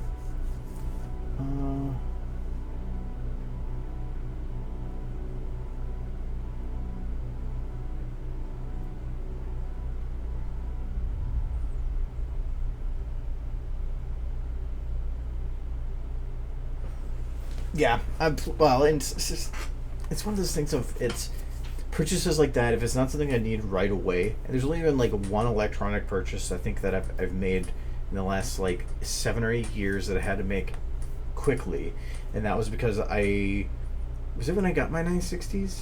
Yeah, I think when I got my 960s, I did all the tests to figure out whether or not my computer could handle the power output from having the 2 cards, and I fit in the range easily.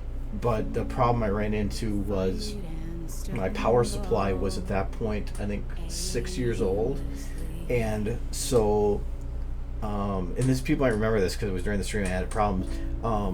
If the power draw was too much, the power supply was too old and it wasn't pumping out the same amount of power anymore.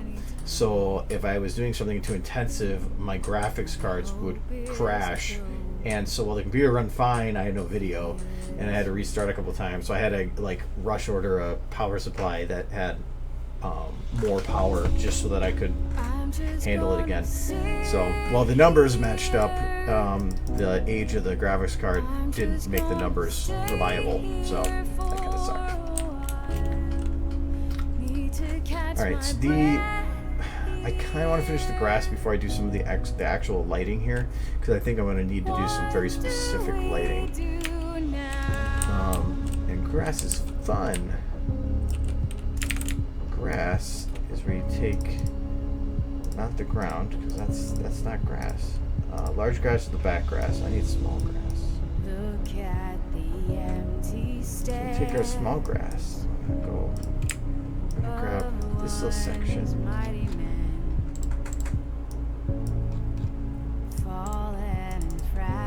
And we make it fit here instead. I had to shrink down the grass because the size was so big that it made it look weird. But because of how these work, I have to keep them fairly flat into the ground. Otherwise, if I do this, I have them floating. When the camera's moving, you can kind of tell that the grass isn't on the ground, that it looks really weird. I went and did a test of it on this one, and it looked like shit. And so I had to go fix it.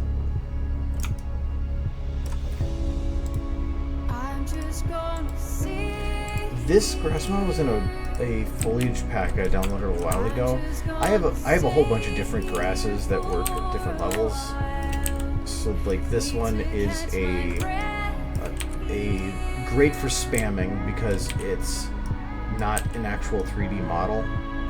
They're just textures. There's flat planes, which looks like crap from this angle. It does not work. But when you're working at usually right about here, and if you put a lot of them, you can get it to work from here. But from this angle, looks great. And it's that you're not having really any eating of the processing because you're looking at it. You're just having flat planes with just output textures. So they work great, but it came in a pack I downloaded years ago that I believe was on SFM Lat. What is it now? SFM Box? I think Lab's the current one, but it was on SFM Box, and SFM Box has since been down for years now. But now that I think about it, hold on a sec.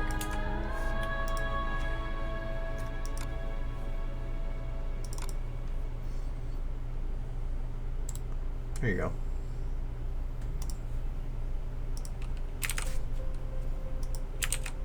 Oops. There we go. You can have link. I haven't actually fully tested to make sure all that works, but I went and extracted all the foliage models because I've asked that a lot, and that is all the foliage models that I have from that pack.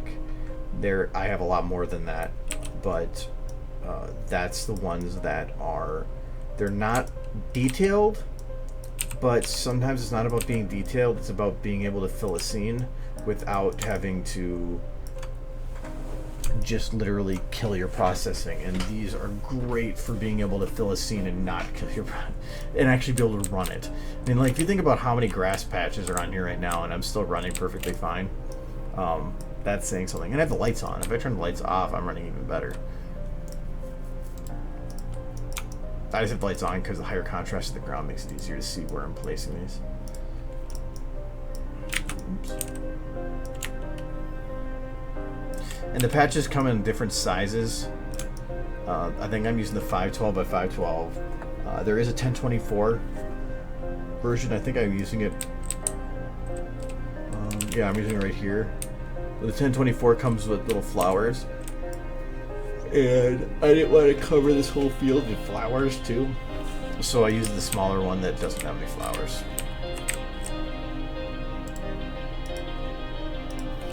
But then you can shrink down this model to really small and use so that you can then spam it or put smaller ones more often to make it look like smaller patches of grass, or in the distance you can just add larger ones of it to make it work. What I actually found works out well is to take various sizes of this and place it within each other.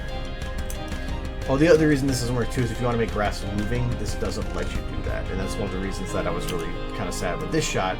Was while I really like what it looks like, if I were to put all of that as 3D grass, especially with how intensive this build is already in the frame rate drop, that 3D grass would just, would I be able to make it? Probably, but I would not want to have my mouse hit that area at all.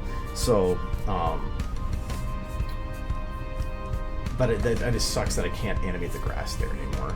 I can't do like I did on this shot, where you get the grass moving, which goes over, which actually I can show you what that looks like.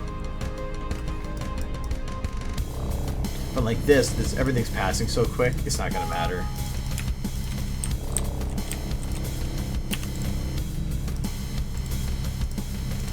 And this, the nice thing too is this, is you can just go and hit, grab it, hold shift to lock the surface, and then just drop it. Like, drop it here. This is going to be a little bit tougher because there's that little incline there. And since I can't actually angle these, I'm going to just grab another one that closer. They're probably good at a higher angle.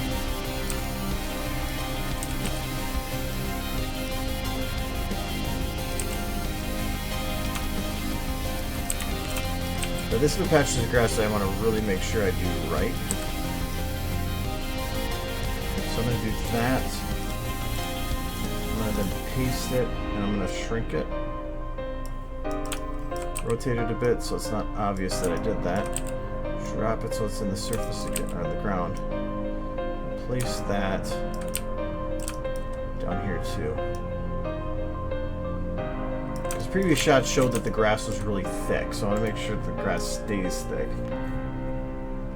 Yep, all the streams are recorded. Below the stream, if you look, there's some links, and one of them is to a secondary YouTube channel I put all the recordings in.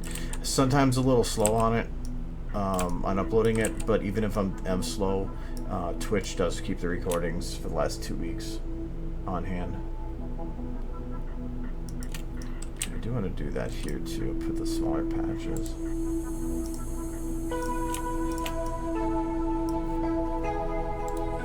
Okay, this is bugging me. Get space in there. Looked like it was tabbed.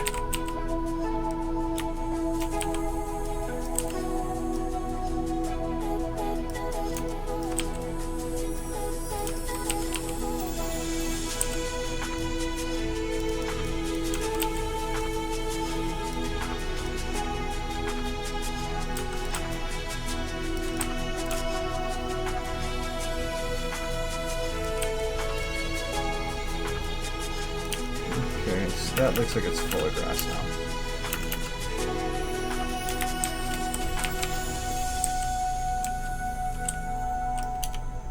now. I mean, this is just... It looks like pretty good grass for something so simple.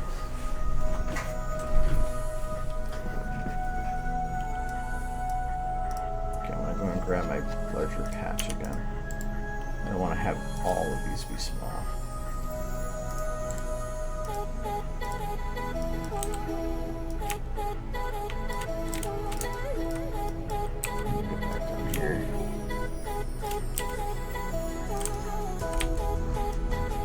Not really worried about getting the grass up this little incline because the camera's not going to see it. This is where I am. And actually, I probably don't even do any more in the incline itself. Just a little bit at that start there, and then all the rest of it is not even visible.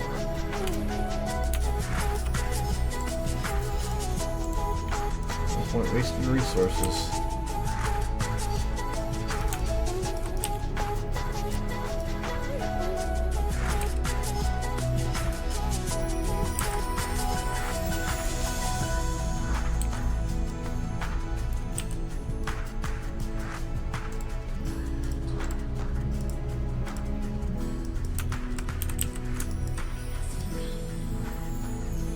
One thing I hate about putting extra detail like this is that you have to maintain the detail. So that's why I have to put all this extra crap everywhere. But if I just made a nice flat surface, grass would be super, super easy. But then it would look so bland. So I need to... That's why I have hills. So it can be pretty.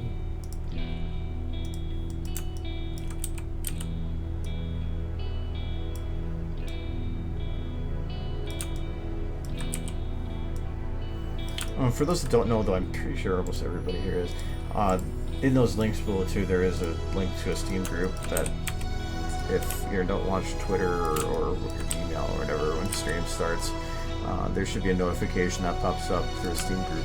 So if you join that, it's about the only thing I do on there, but it seems to be the probably most often used method of figuring out when a stream starts. So I've gotten people message before, they're like, I just got the email now and it started an hour ago.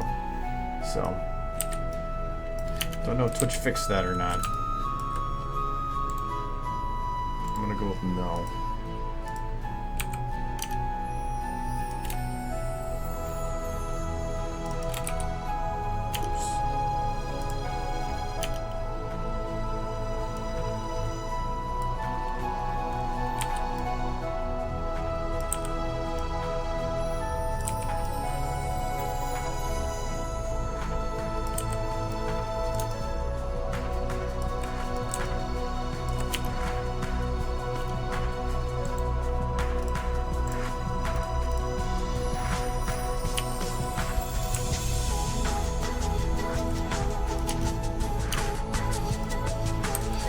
back here I'm using larger patches of grass to save them resources a bit more, so I'm not bothering touching those.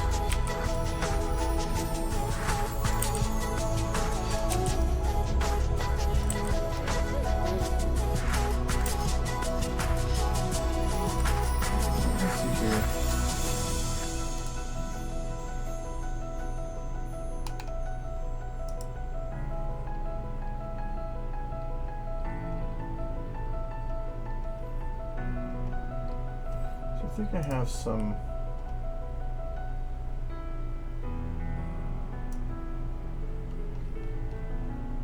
Oh, can't do that, huh? Some music still to go through here. And I'll watch later. Just make sure I didn't have anything non-music, so I don't have Stephen Colbert suddenly playing. Oops. I already watched that one. That one I'm going to save for later.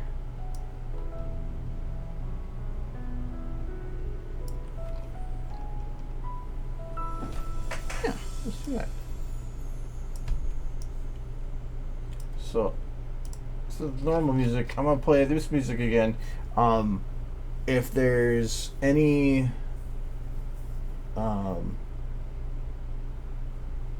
if there's any song you think's good or you want to know the name to, let me know and I can pull that over.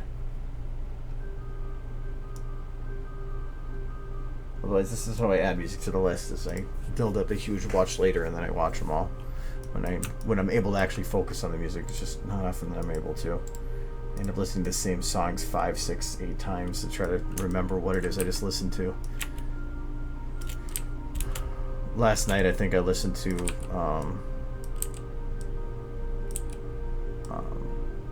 Leaving Colors, I think is a song, like on a repeat for 2 hours. Because that's fine. I'm weird with music.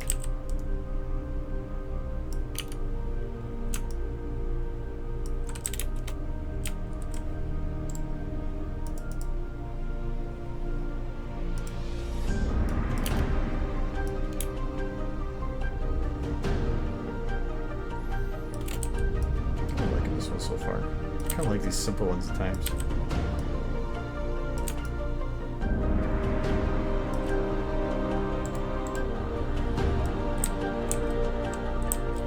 Well, for some reason I was thinking the other pony is. Where's my grass? It's not catching up to me here.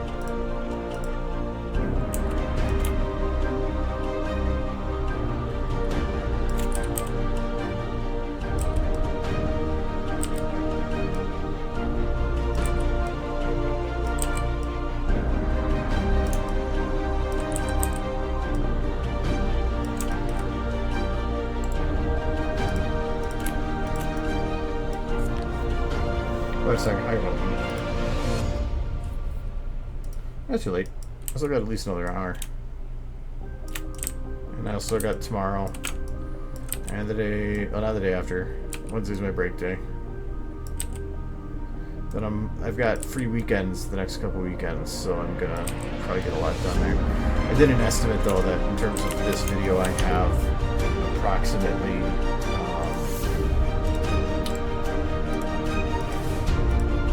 80 to 120 hours left. Well, probably less than that now. That's all estimate, but I only have 3 weeks to do it, so I kind of have to focus on it. 3 weeks in a row with the streams as they are, and 8 hours on the weekends will add up to about 80. So that's why I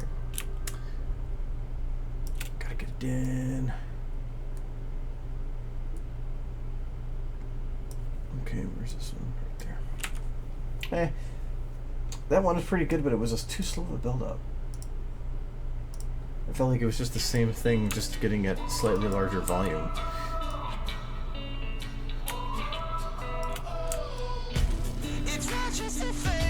Well, I like how Finishing Music does this every now and then.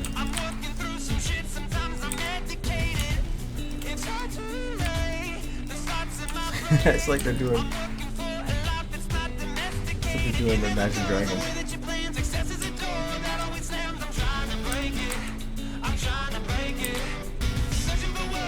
This is actually an Epic Music band that does this. I love that they do that though. that I'm losing my mind. Trying to find the perfect line. I think I'm running out of time.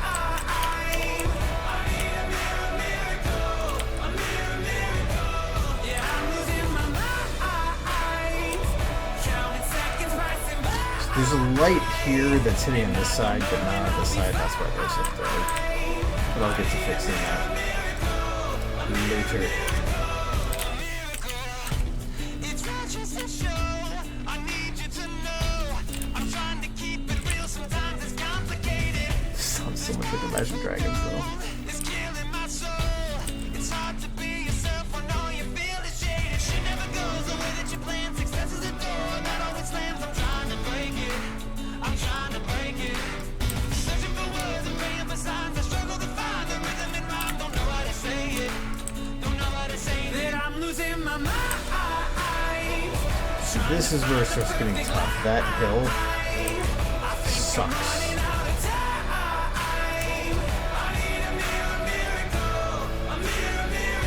Get that.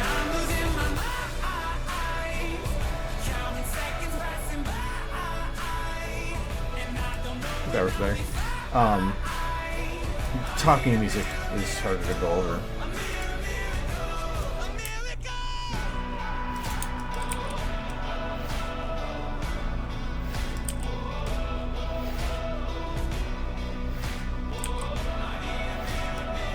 This is position music, which I already have a lot of epic music stuff.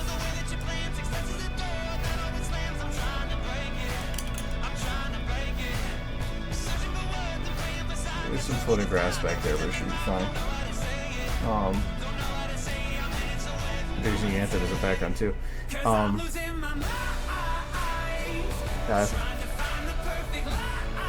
Yeah, this is called the score, actually. Where this says the score. Yeah, that's what I said. They actually said Imagine Dragons. But this isn't. They normally do normal epic music like I normally listen to on here. It's just that they every now and then throw out lyric stuff that's kind of different from the normal. But I like that. It's like don't. If somebody finds their little niche and never leaves that, they're never gonna improve.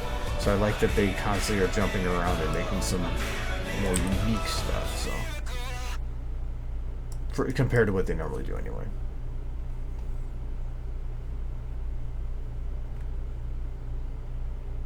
Yeah, I know. Sorry. I think it's pretty good, but I wouldn't add it to that playlist. I'm sure back up a little bit again.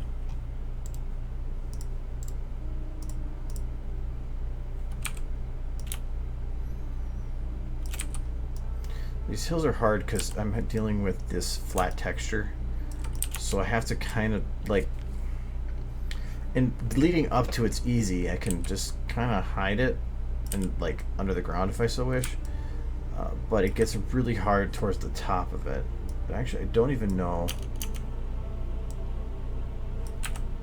I don't even think I have to deal with it.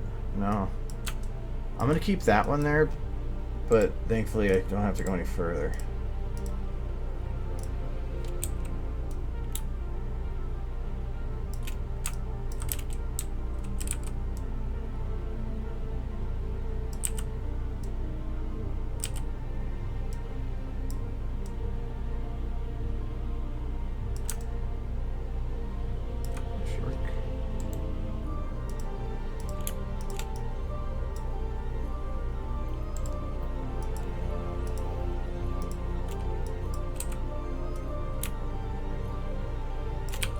So I'm going to focus on the parts that I know I can do, and then I'll just fill in the gaps for whatever I need afterwards. So this, I don't mind that there's some floating behind it, since I guess it's not going to be visible from that angle anyway.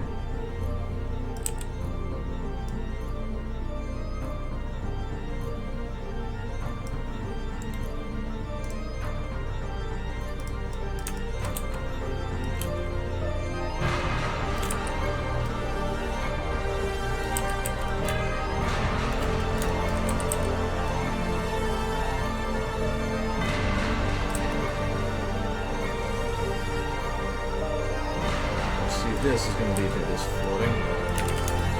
So.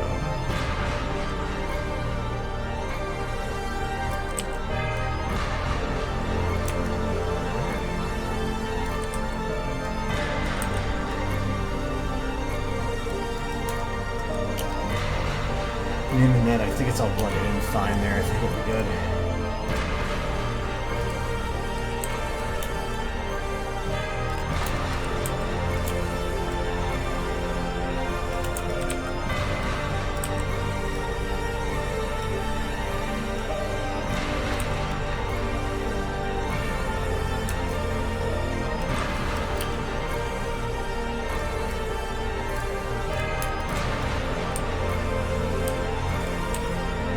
This angle, I think that should be fine. So the main thing now is just filling in the gap here through this area.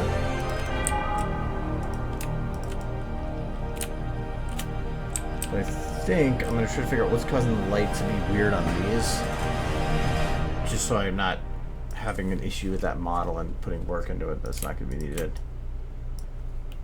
So again, it was a slow build up, but it didn't really change. If you're going to build up to something, it's not about adding up to it and then building up to these to a drop and then be done.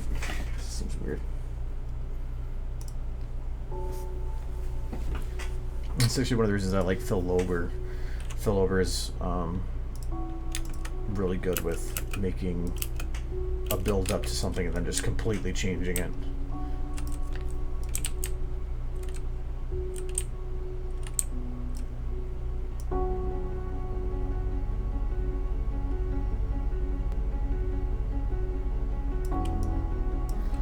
So what light is making the grass lose its darkness? I think it's this one. So that would be why. So let's see, it probably just means increase the FAR Z and we will be good.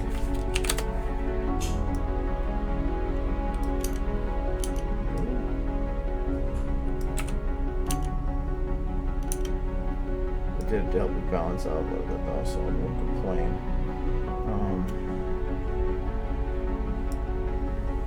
Actually, I think I did get rid of a little bit of it.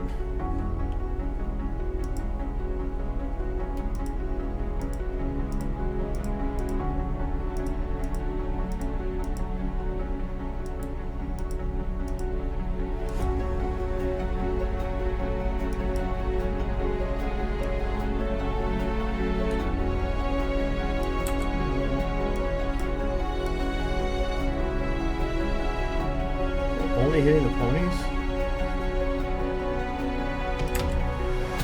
So there's that right. Yes, there's football.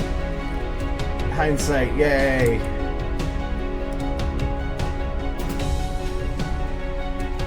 See, I can see the dark areas on those compared to these.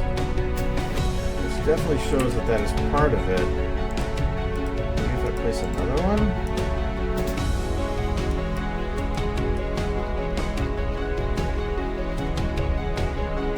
Just want to get them to balance out a little bit.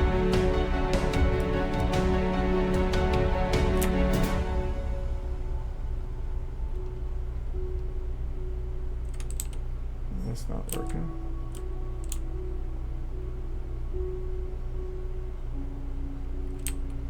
Makes it worse. It looks like right about there. Just angle for it. But even then, it looks like I can see the patches. But I think it's a lot of that is just, it's a hill. I'm not going to be able to prevent that.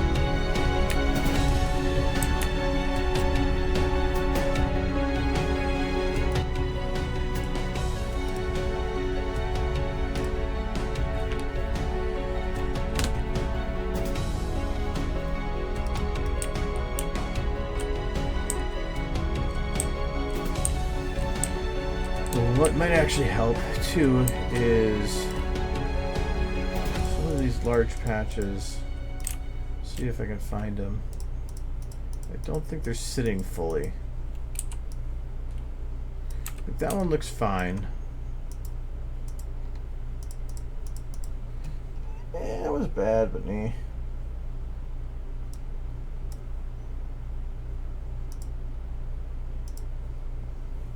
Brony musician. Okay, so here's one that's creating some dark patches.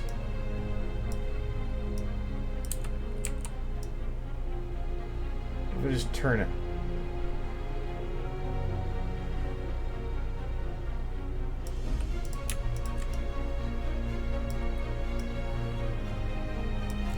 That looks fine.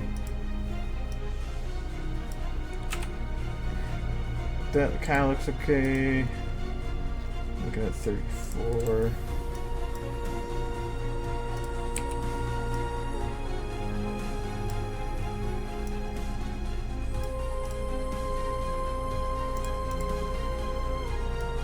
There's the one. I figure out what's causing that little dark spot right there.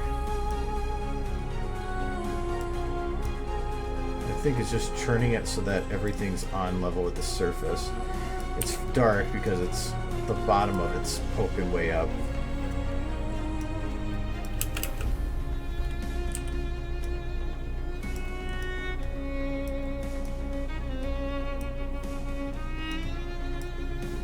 That should work. There is a patch back here. Good. Let's see what's wrong with this one. Everything. Okay.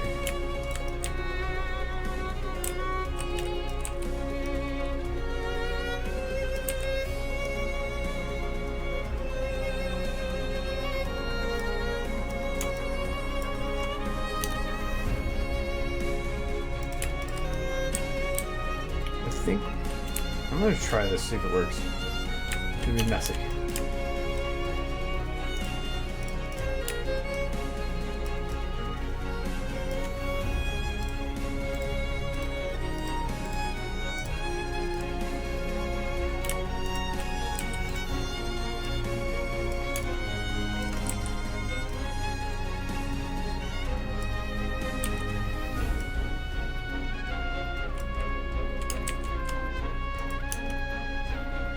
I think that should work.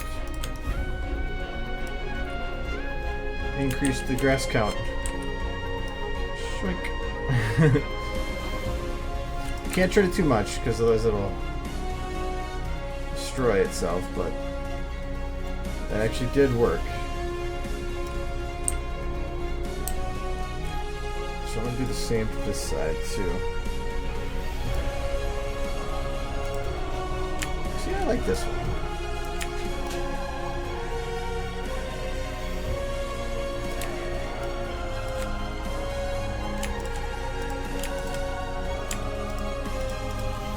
Even if that's artificial singers. I like Artem. No.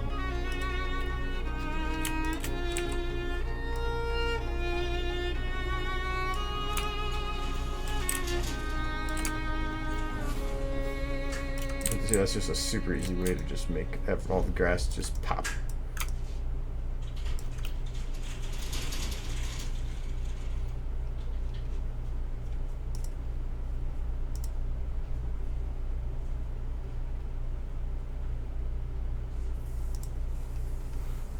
So yeah, that is if you've ever heard of him, Artem Yogurov or whatever.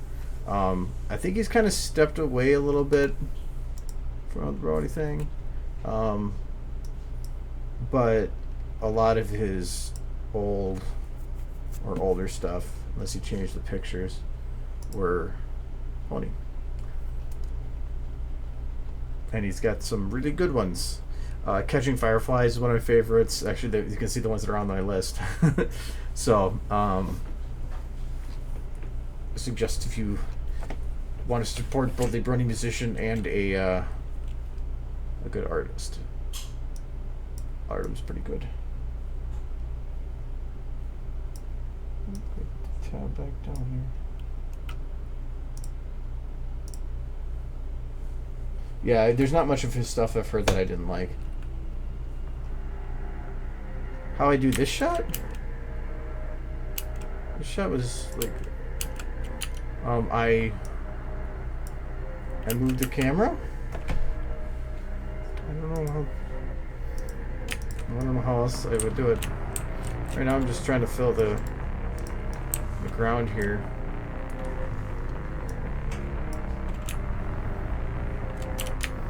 I'm gonna have a problem. I'm gonna be selecting 2 models on this.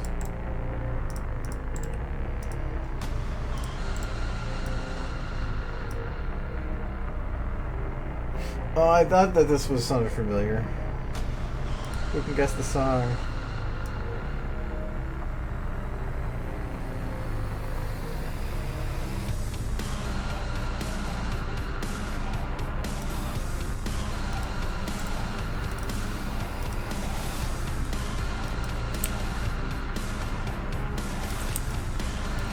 I don't know if you young whippersnappers will know this.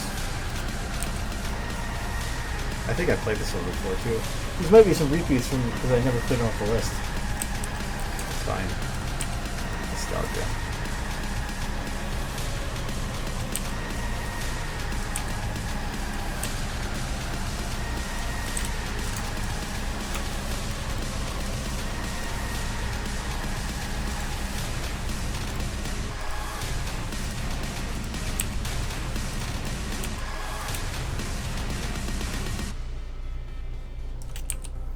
Somebody's got to know what this is from. It's a remix.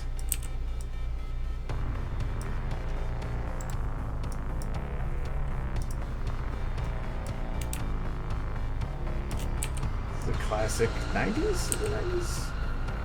I'm pretty sure it is 90s because I don't think he lived past the 90s.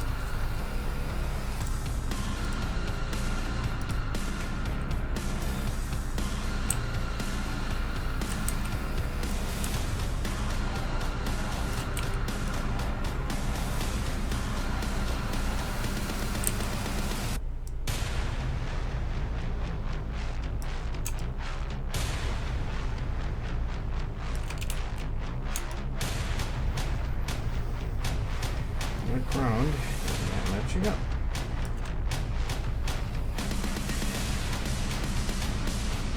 Oh, not the remixer. Yeah, but it seems great. It's Jack Trammell. I didn't expect anybody. You can figure out who did the remix without just off of hearing it. Kudos, but no, I don't expect that.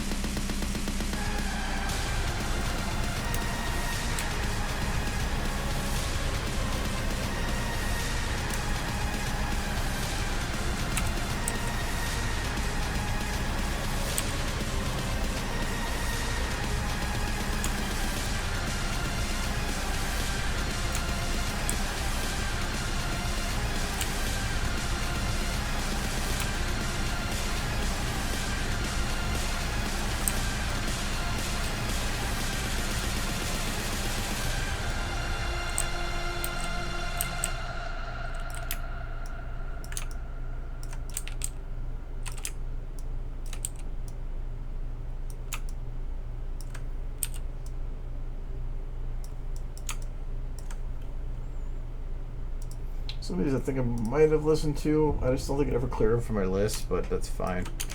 Let's listen to them again.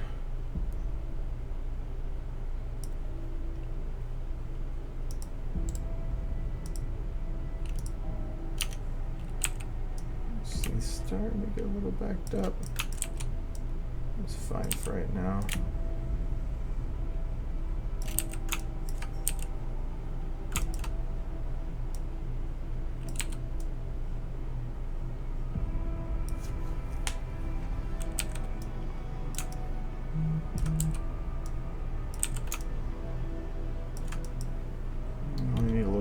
To fill in the gaps over there, and then I could just double up and twist them like I did before. So I don't want to put them up in the main group right now.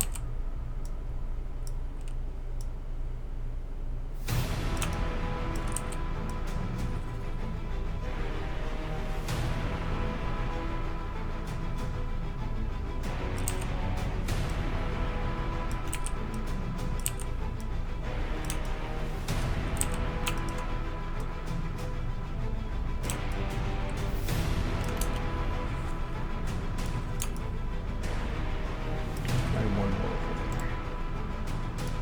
that, I think that's going to be blurred enough in the distance so you're not going to notice.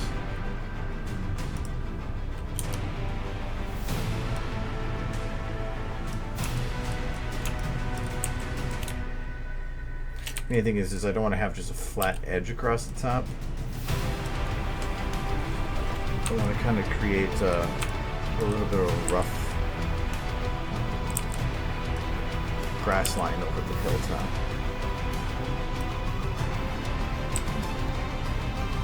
So I think I might need a little more right there just to try to fill that up. So that's going to be right there.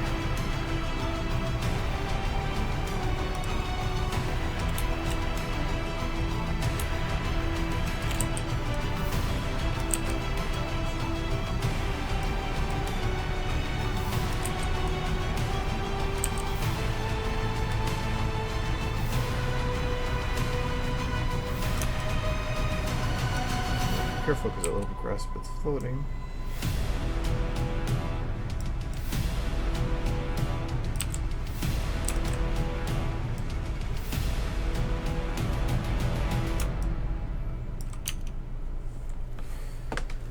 Yeah, that'll be fine.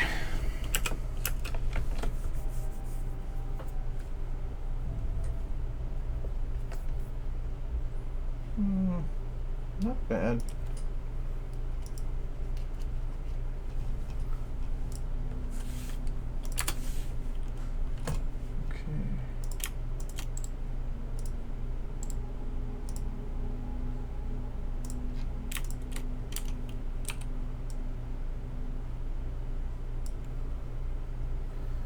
Now I'm going to be causing some floating again.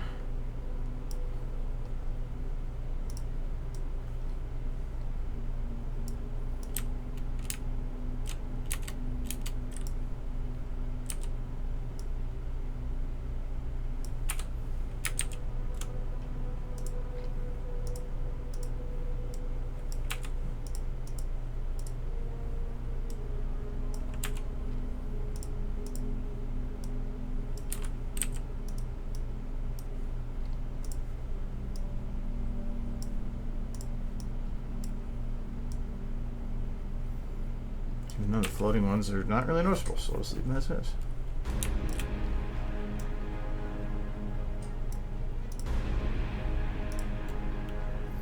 Okay, how does this patch look?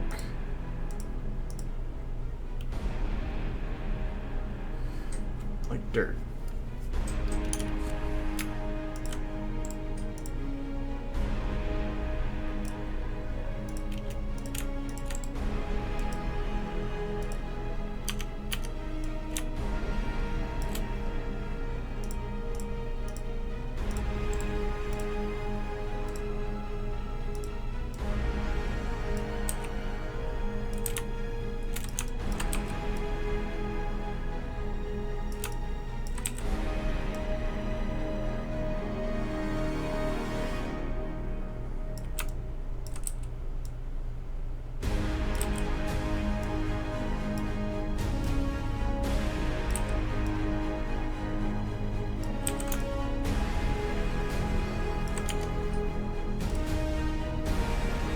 Fill in some of these. Some of these should be pretty easy to do, but these are the ones that I ran into the difficulty of being unable to fill in the little gaps because the models were big and turning a corner.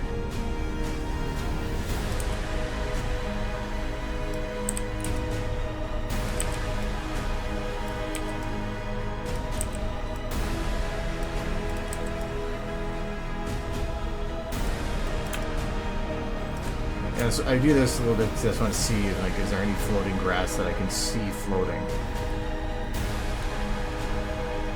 Like, I can kind of see, I think this one's floating a little bit.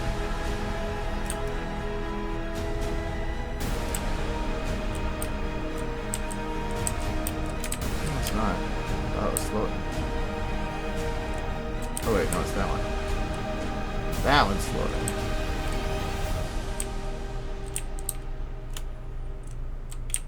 But I can worry about it. Just making sure that it's not a large portion. It looks like it's floating.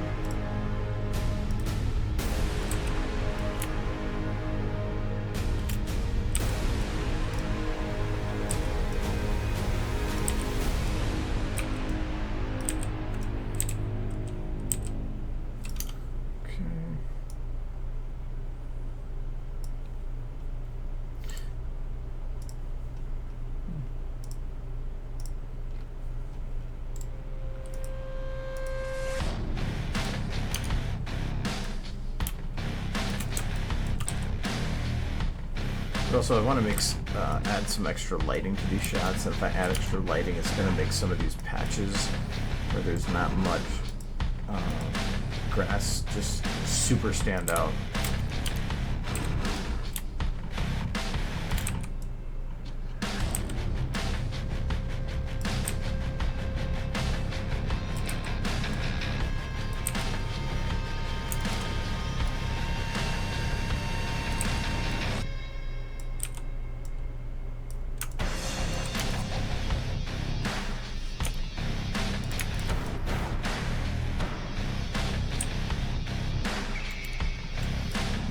Up at the top of the hill there. I think I'll be good for now, and then I can fill in the gaps as I need. That should.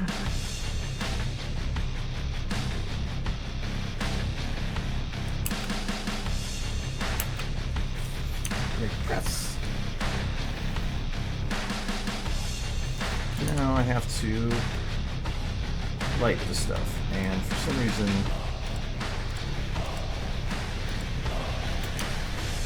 they look fine here, but they seem blown out of proportion, or blown out of proportion, but not really weird. I think it's about blending the background with them. They have a nice sharp lighting, but the grass doesn't have anything like that, so we need to give the grass variability.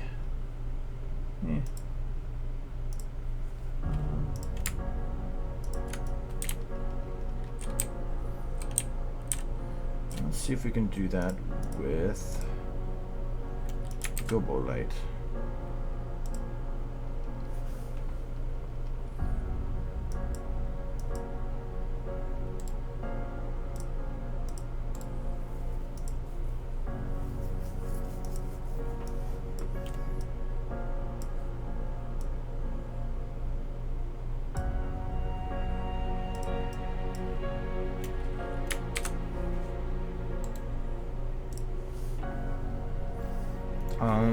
Vines, trying to be the best I'm looking for.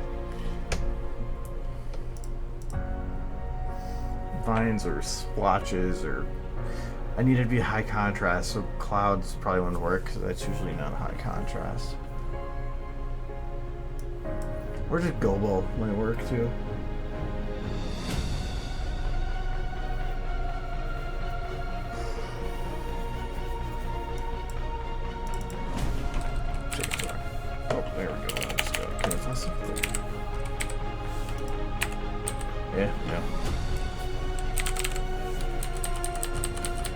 Just looking for something that's going to have breakup of light. That could work.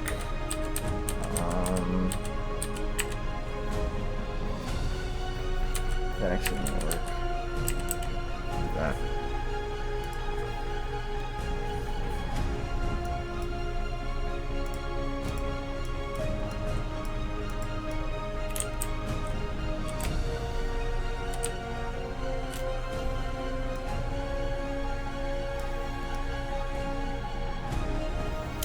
To actually create like artificial clouds doing this.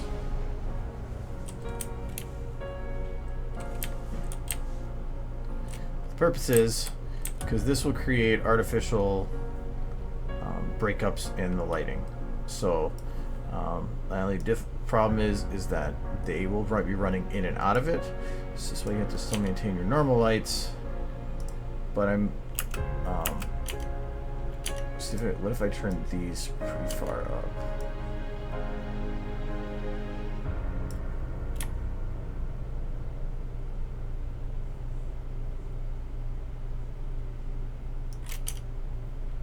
So now they're going to run into it, and it's going to be a large patch of that light that hits right there, which I don't want.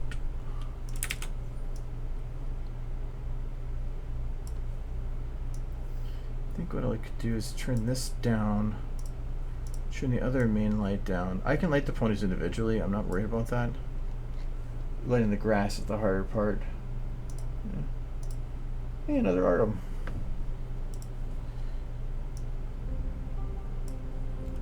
So you can like create, it just creates spots of light instead of just one giant patch.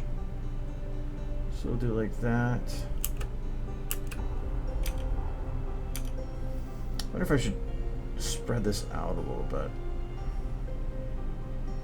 Make larger spots of light.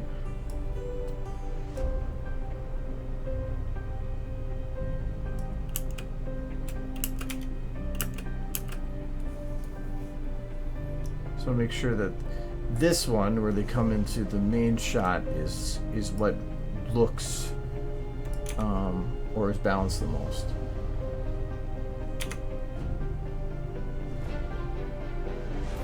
Then it has to still blend with the next shot, which is darker.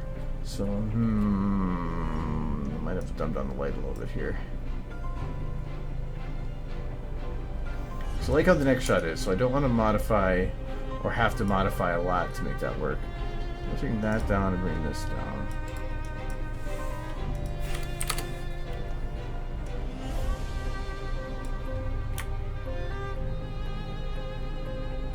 Because this at least does give a feeling of spots in the grass in terms of the lighting.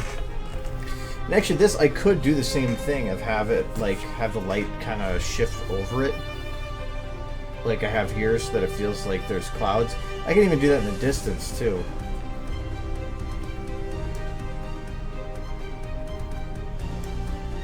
Okay, this feels like this is too dark of a splotch.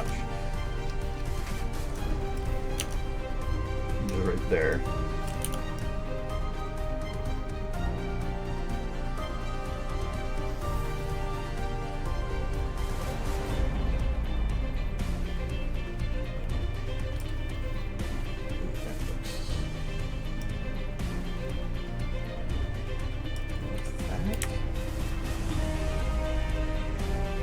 Don't like this way it looks in the back, but I like the way it looks up forward.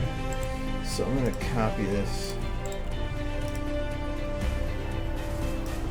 Going to take this light, zoom it in so the swatches are smaller, and just hit the back area.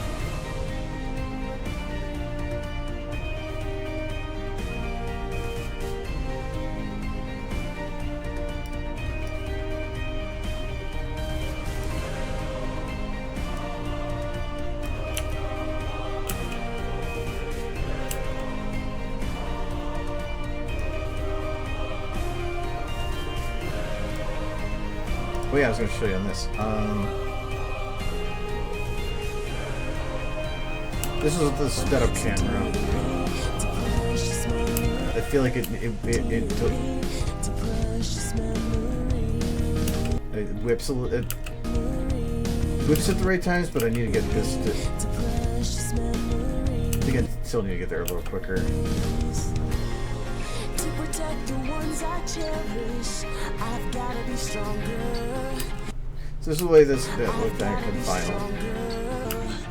And I still think that the grass looks really plain without being able to move.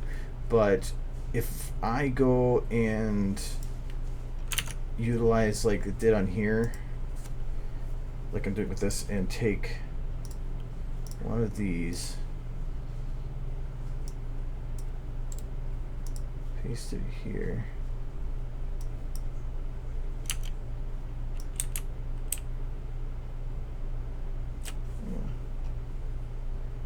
Listen to that one, that's fine.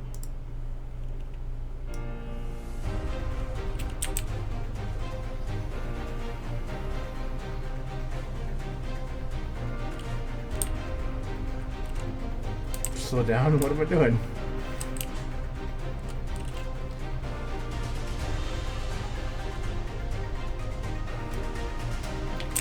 Soccer game is up here.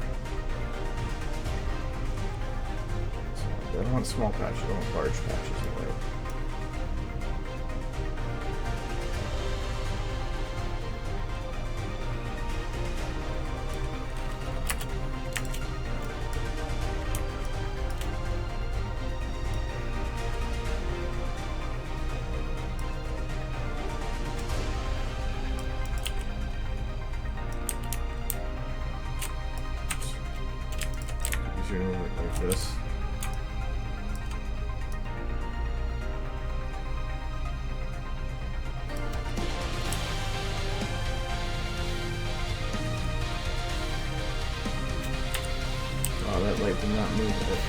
smaller than that.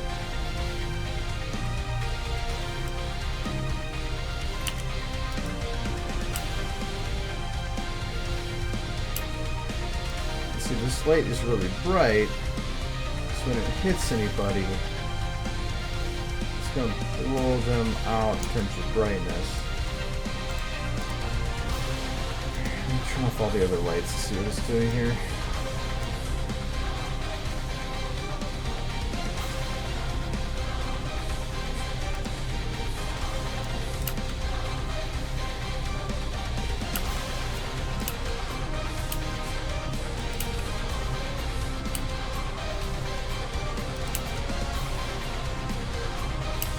See, that could work, but it's still, I think, too...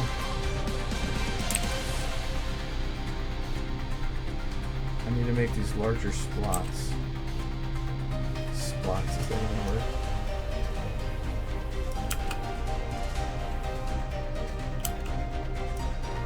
Okay, that could work, but this is staying dark for too long. If I'm going to make something like that work, I need to make sure that that changes. That's an important part. Kind of like...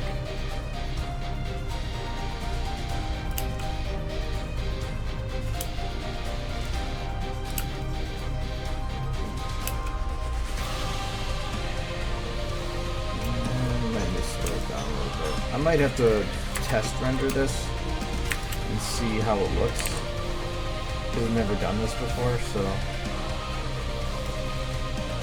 it might look good, it might look like crap.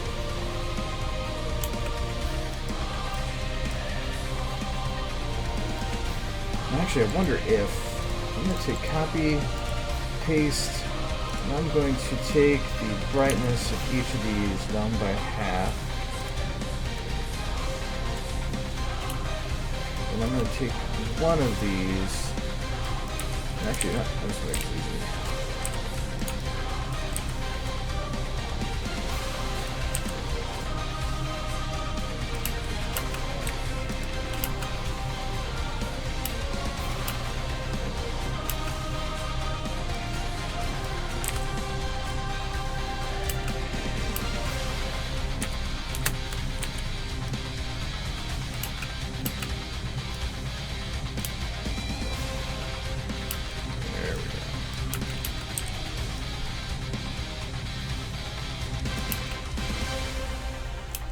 So I need to make sure that, so by doing this I'm having them crisscross.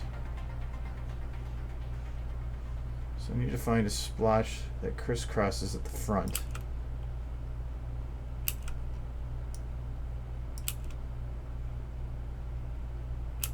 Okay, so right now it stays lit for too long. So I'm going to grab a little spot, which is going to be that one.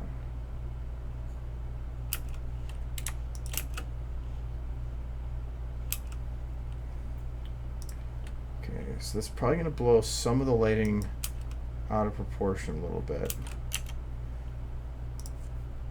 If anything, it's not enough. I will bring... That's okay, but...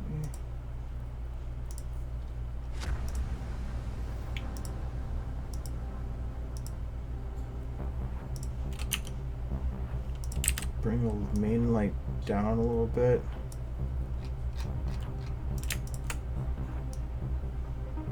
These up a bit.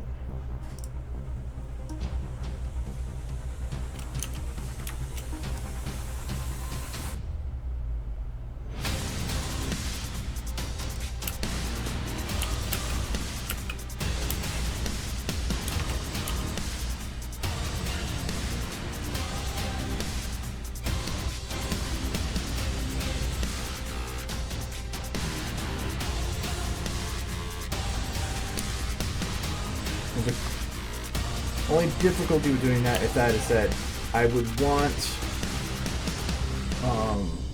the trees or the mountains in the distance to have the same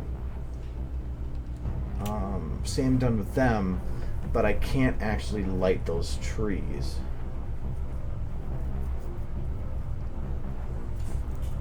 Kind of. If I really wanted to, I could. But it'd be so messy. and so much work.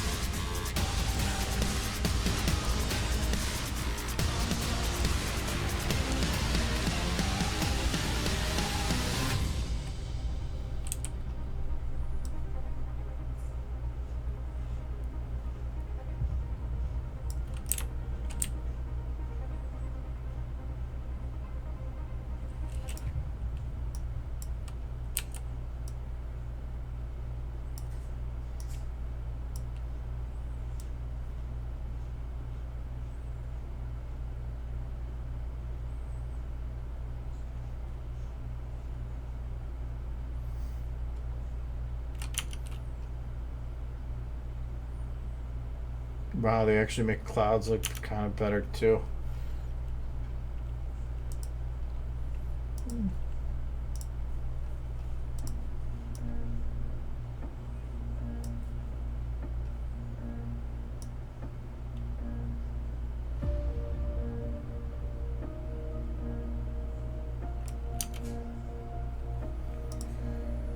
So this is what I want to see here.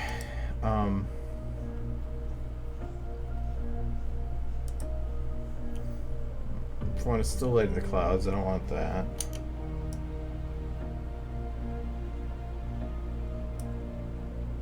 Kidding me.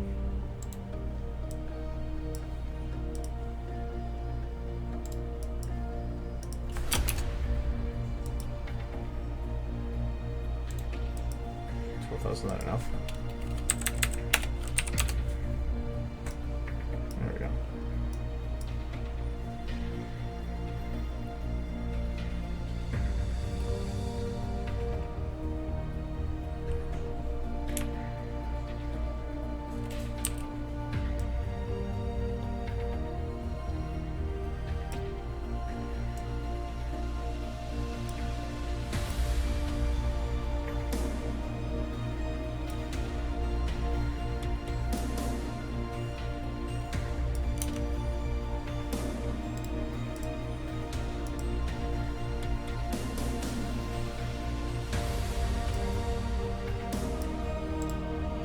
Actually, make sure it moves.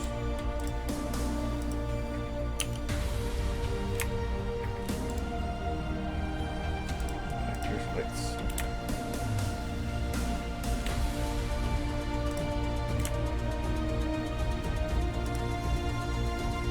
Is it moving? Yes, but very slow. I need to have this move noticeably.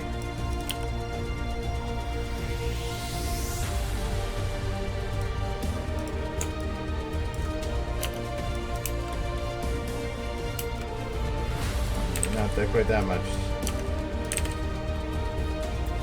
And the other thing I have to be careful about is I don't want to moving. I don't like that it's moving like kind of with the camera. It's because I can feel tacky.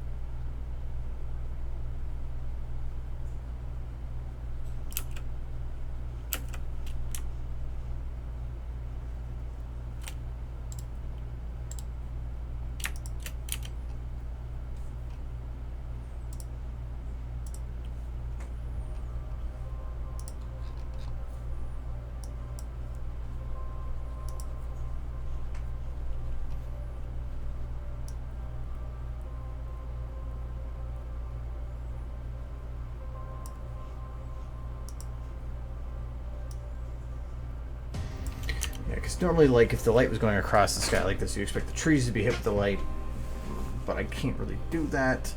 The only other way I can really think to do it is if I were to track where the lights were and where they weren't, and to render another shot with the trees being brighter.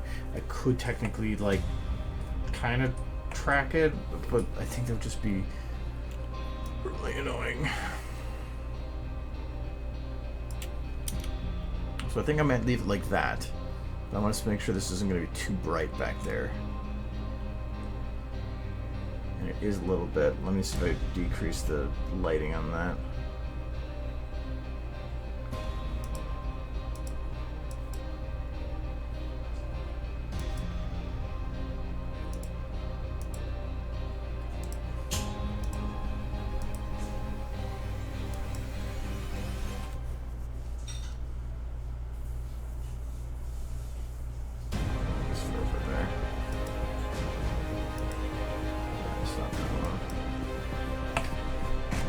Might be this one. Yeah, I think it's that one.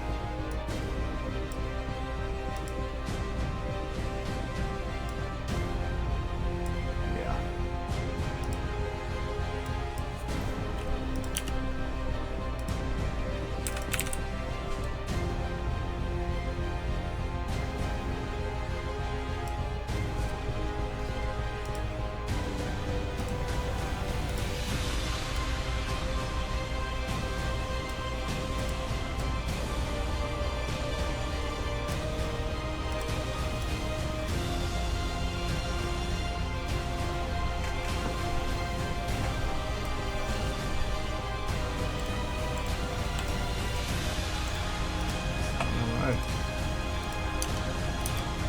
So if I'm going to do that way, I have to make sure that I'm getting everything at least a little more balanced a little bit.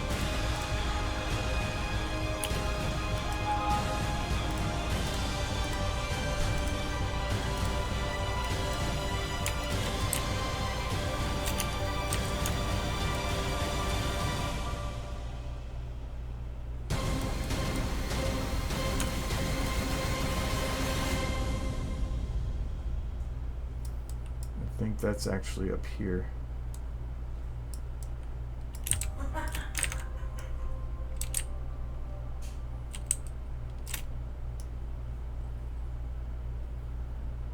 Oh.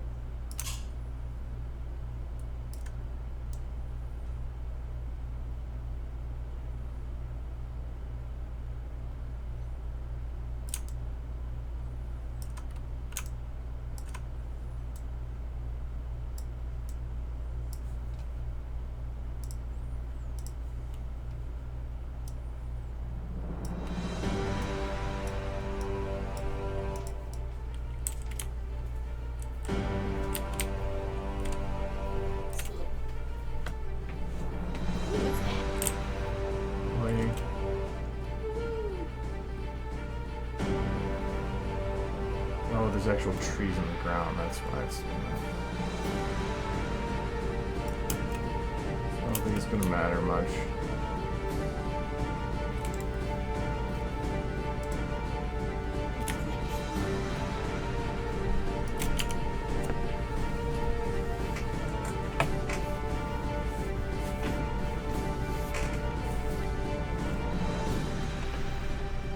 This seems really, really dark right there, even from before.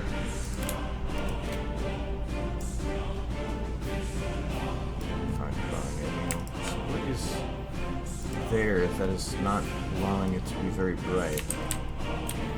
Looks like the ground isn't very bright to begin with.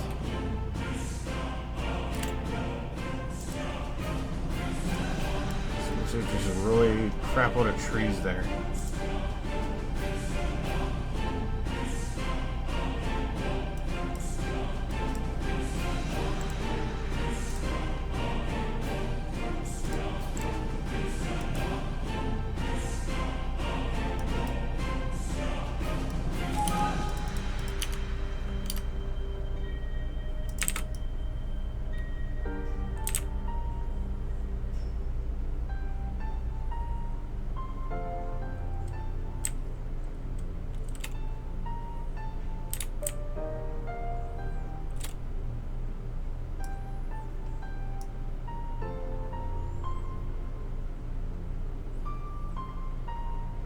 remember this thing was like partially transparent or something.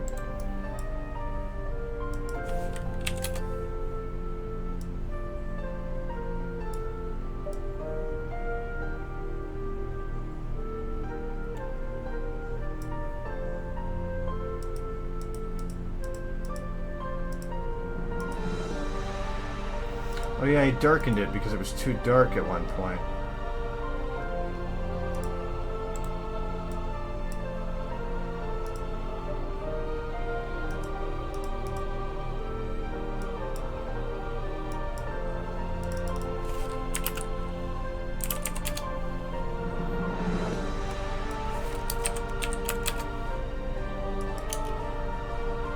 Should help a little bit.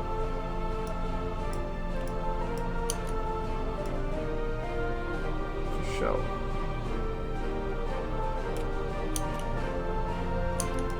Seems like I'm having to put way too bright of a light here just to get the show a little bit.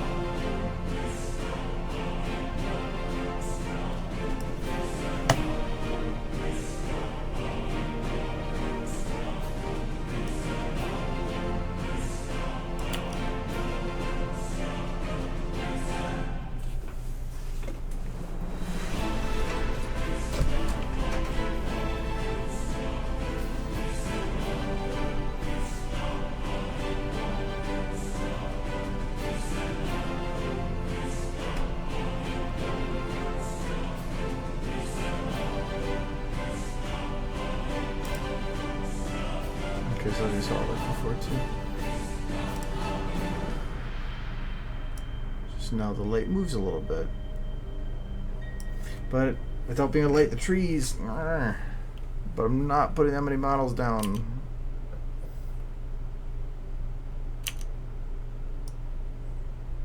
I'm gonna go back to this. I just want to make sure that these two don't look drastically different is the thing I have to focus on.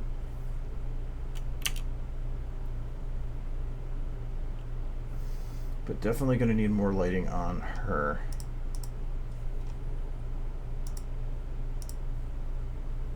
Another armor coming up.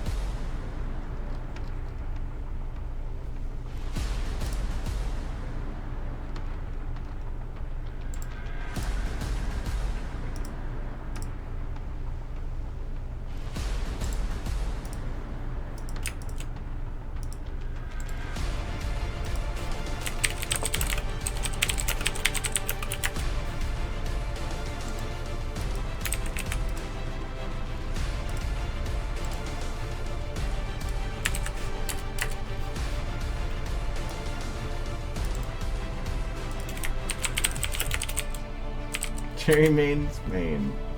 My sweets. Let's go with that the other main.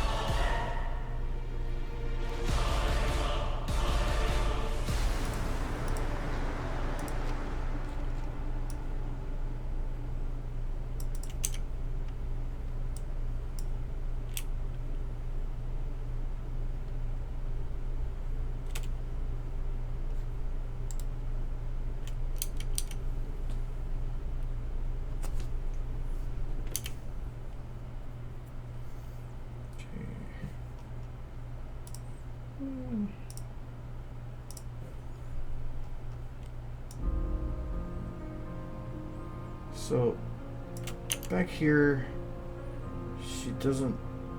There's no. I want some like the sun to kind of explode on her. Like here, I got a little bit of a nice there, but not really anywhere else. So we're gonna just call this your highlight. That's what goes behind. See how that turns out.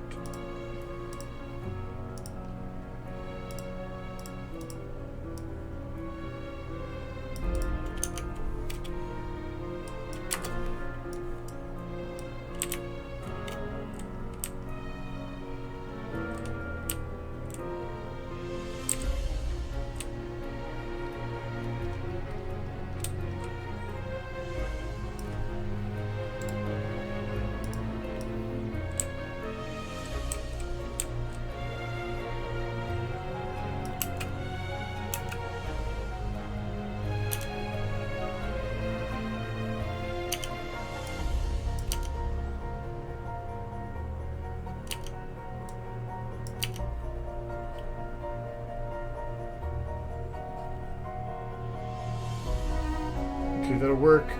It's just the chin here is a little dark. It remains broken. Alright, it's fixed. Thought I had an underlight.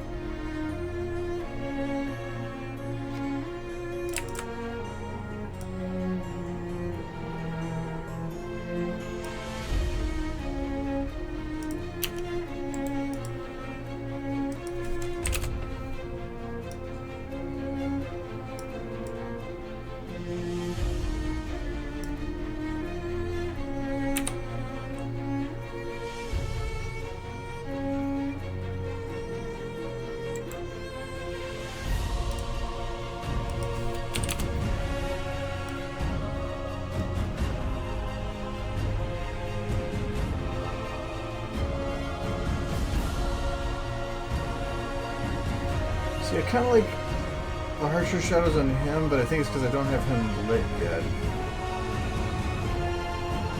It's like I just want the good underlight on her. I think I'm gonna pass her an extra one just so I can get that. And he's there, she's over there. So this is 300, 300, so this would probably be about what I want right there. And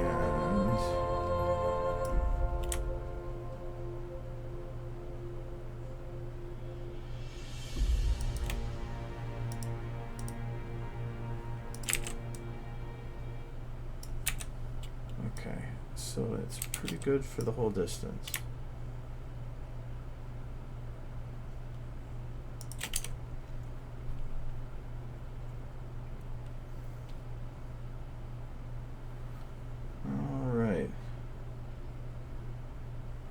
Pretty good.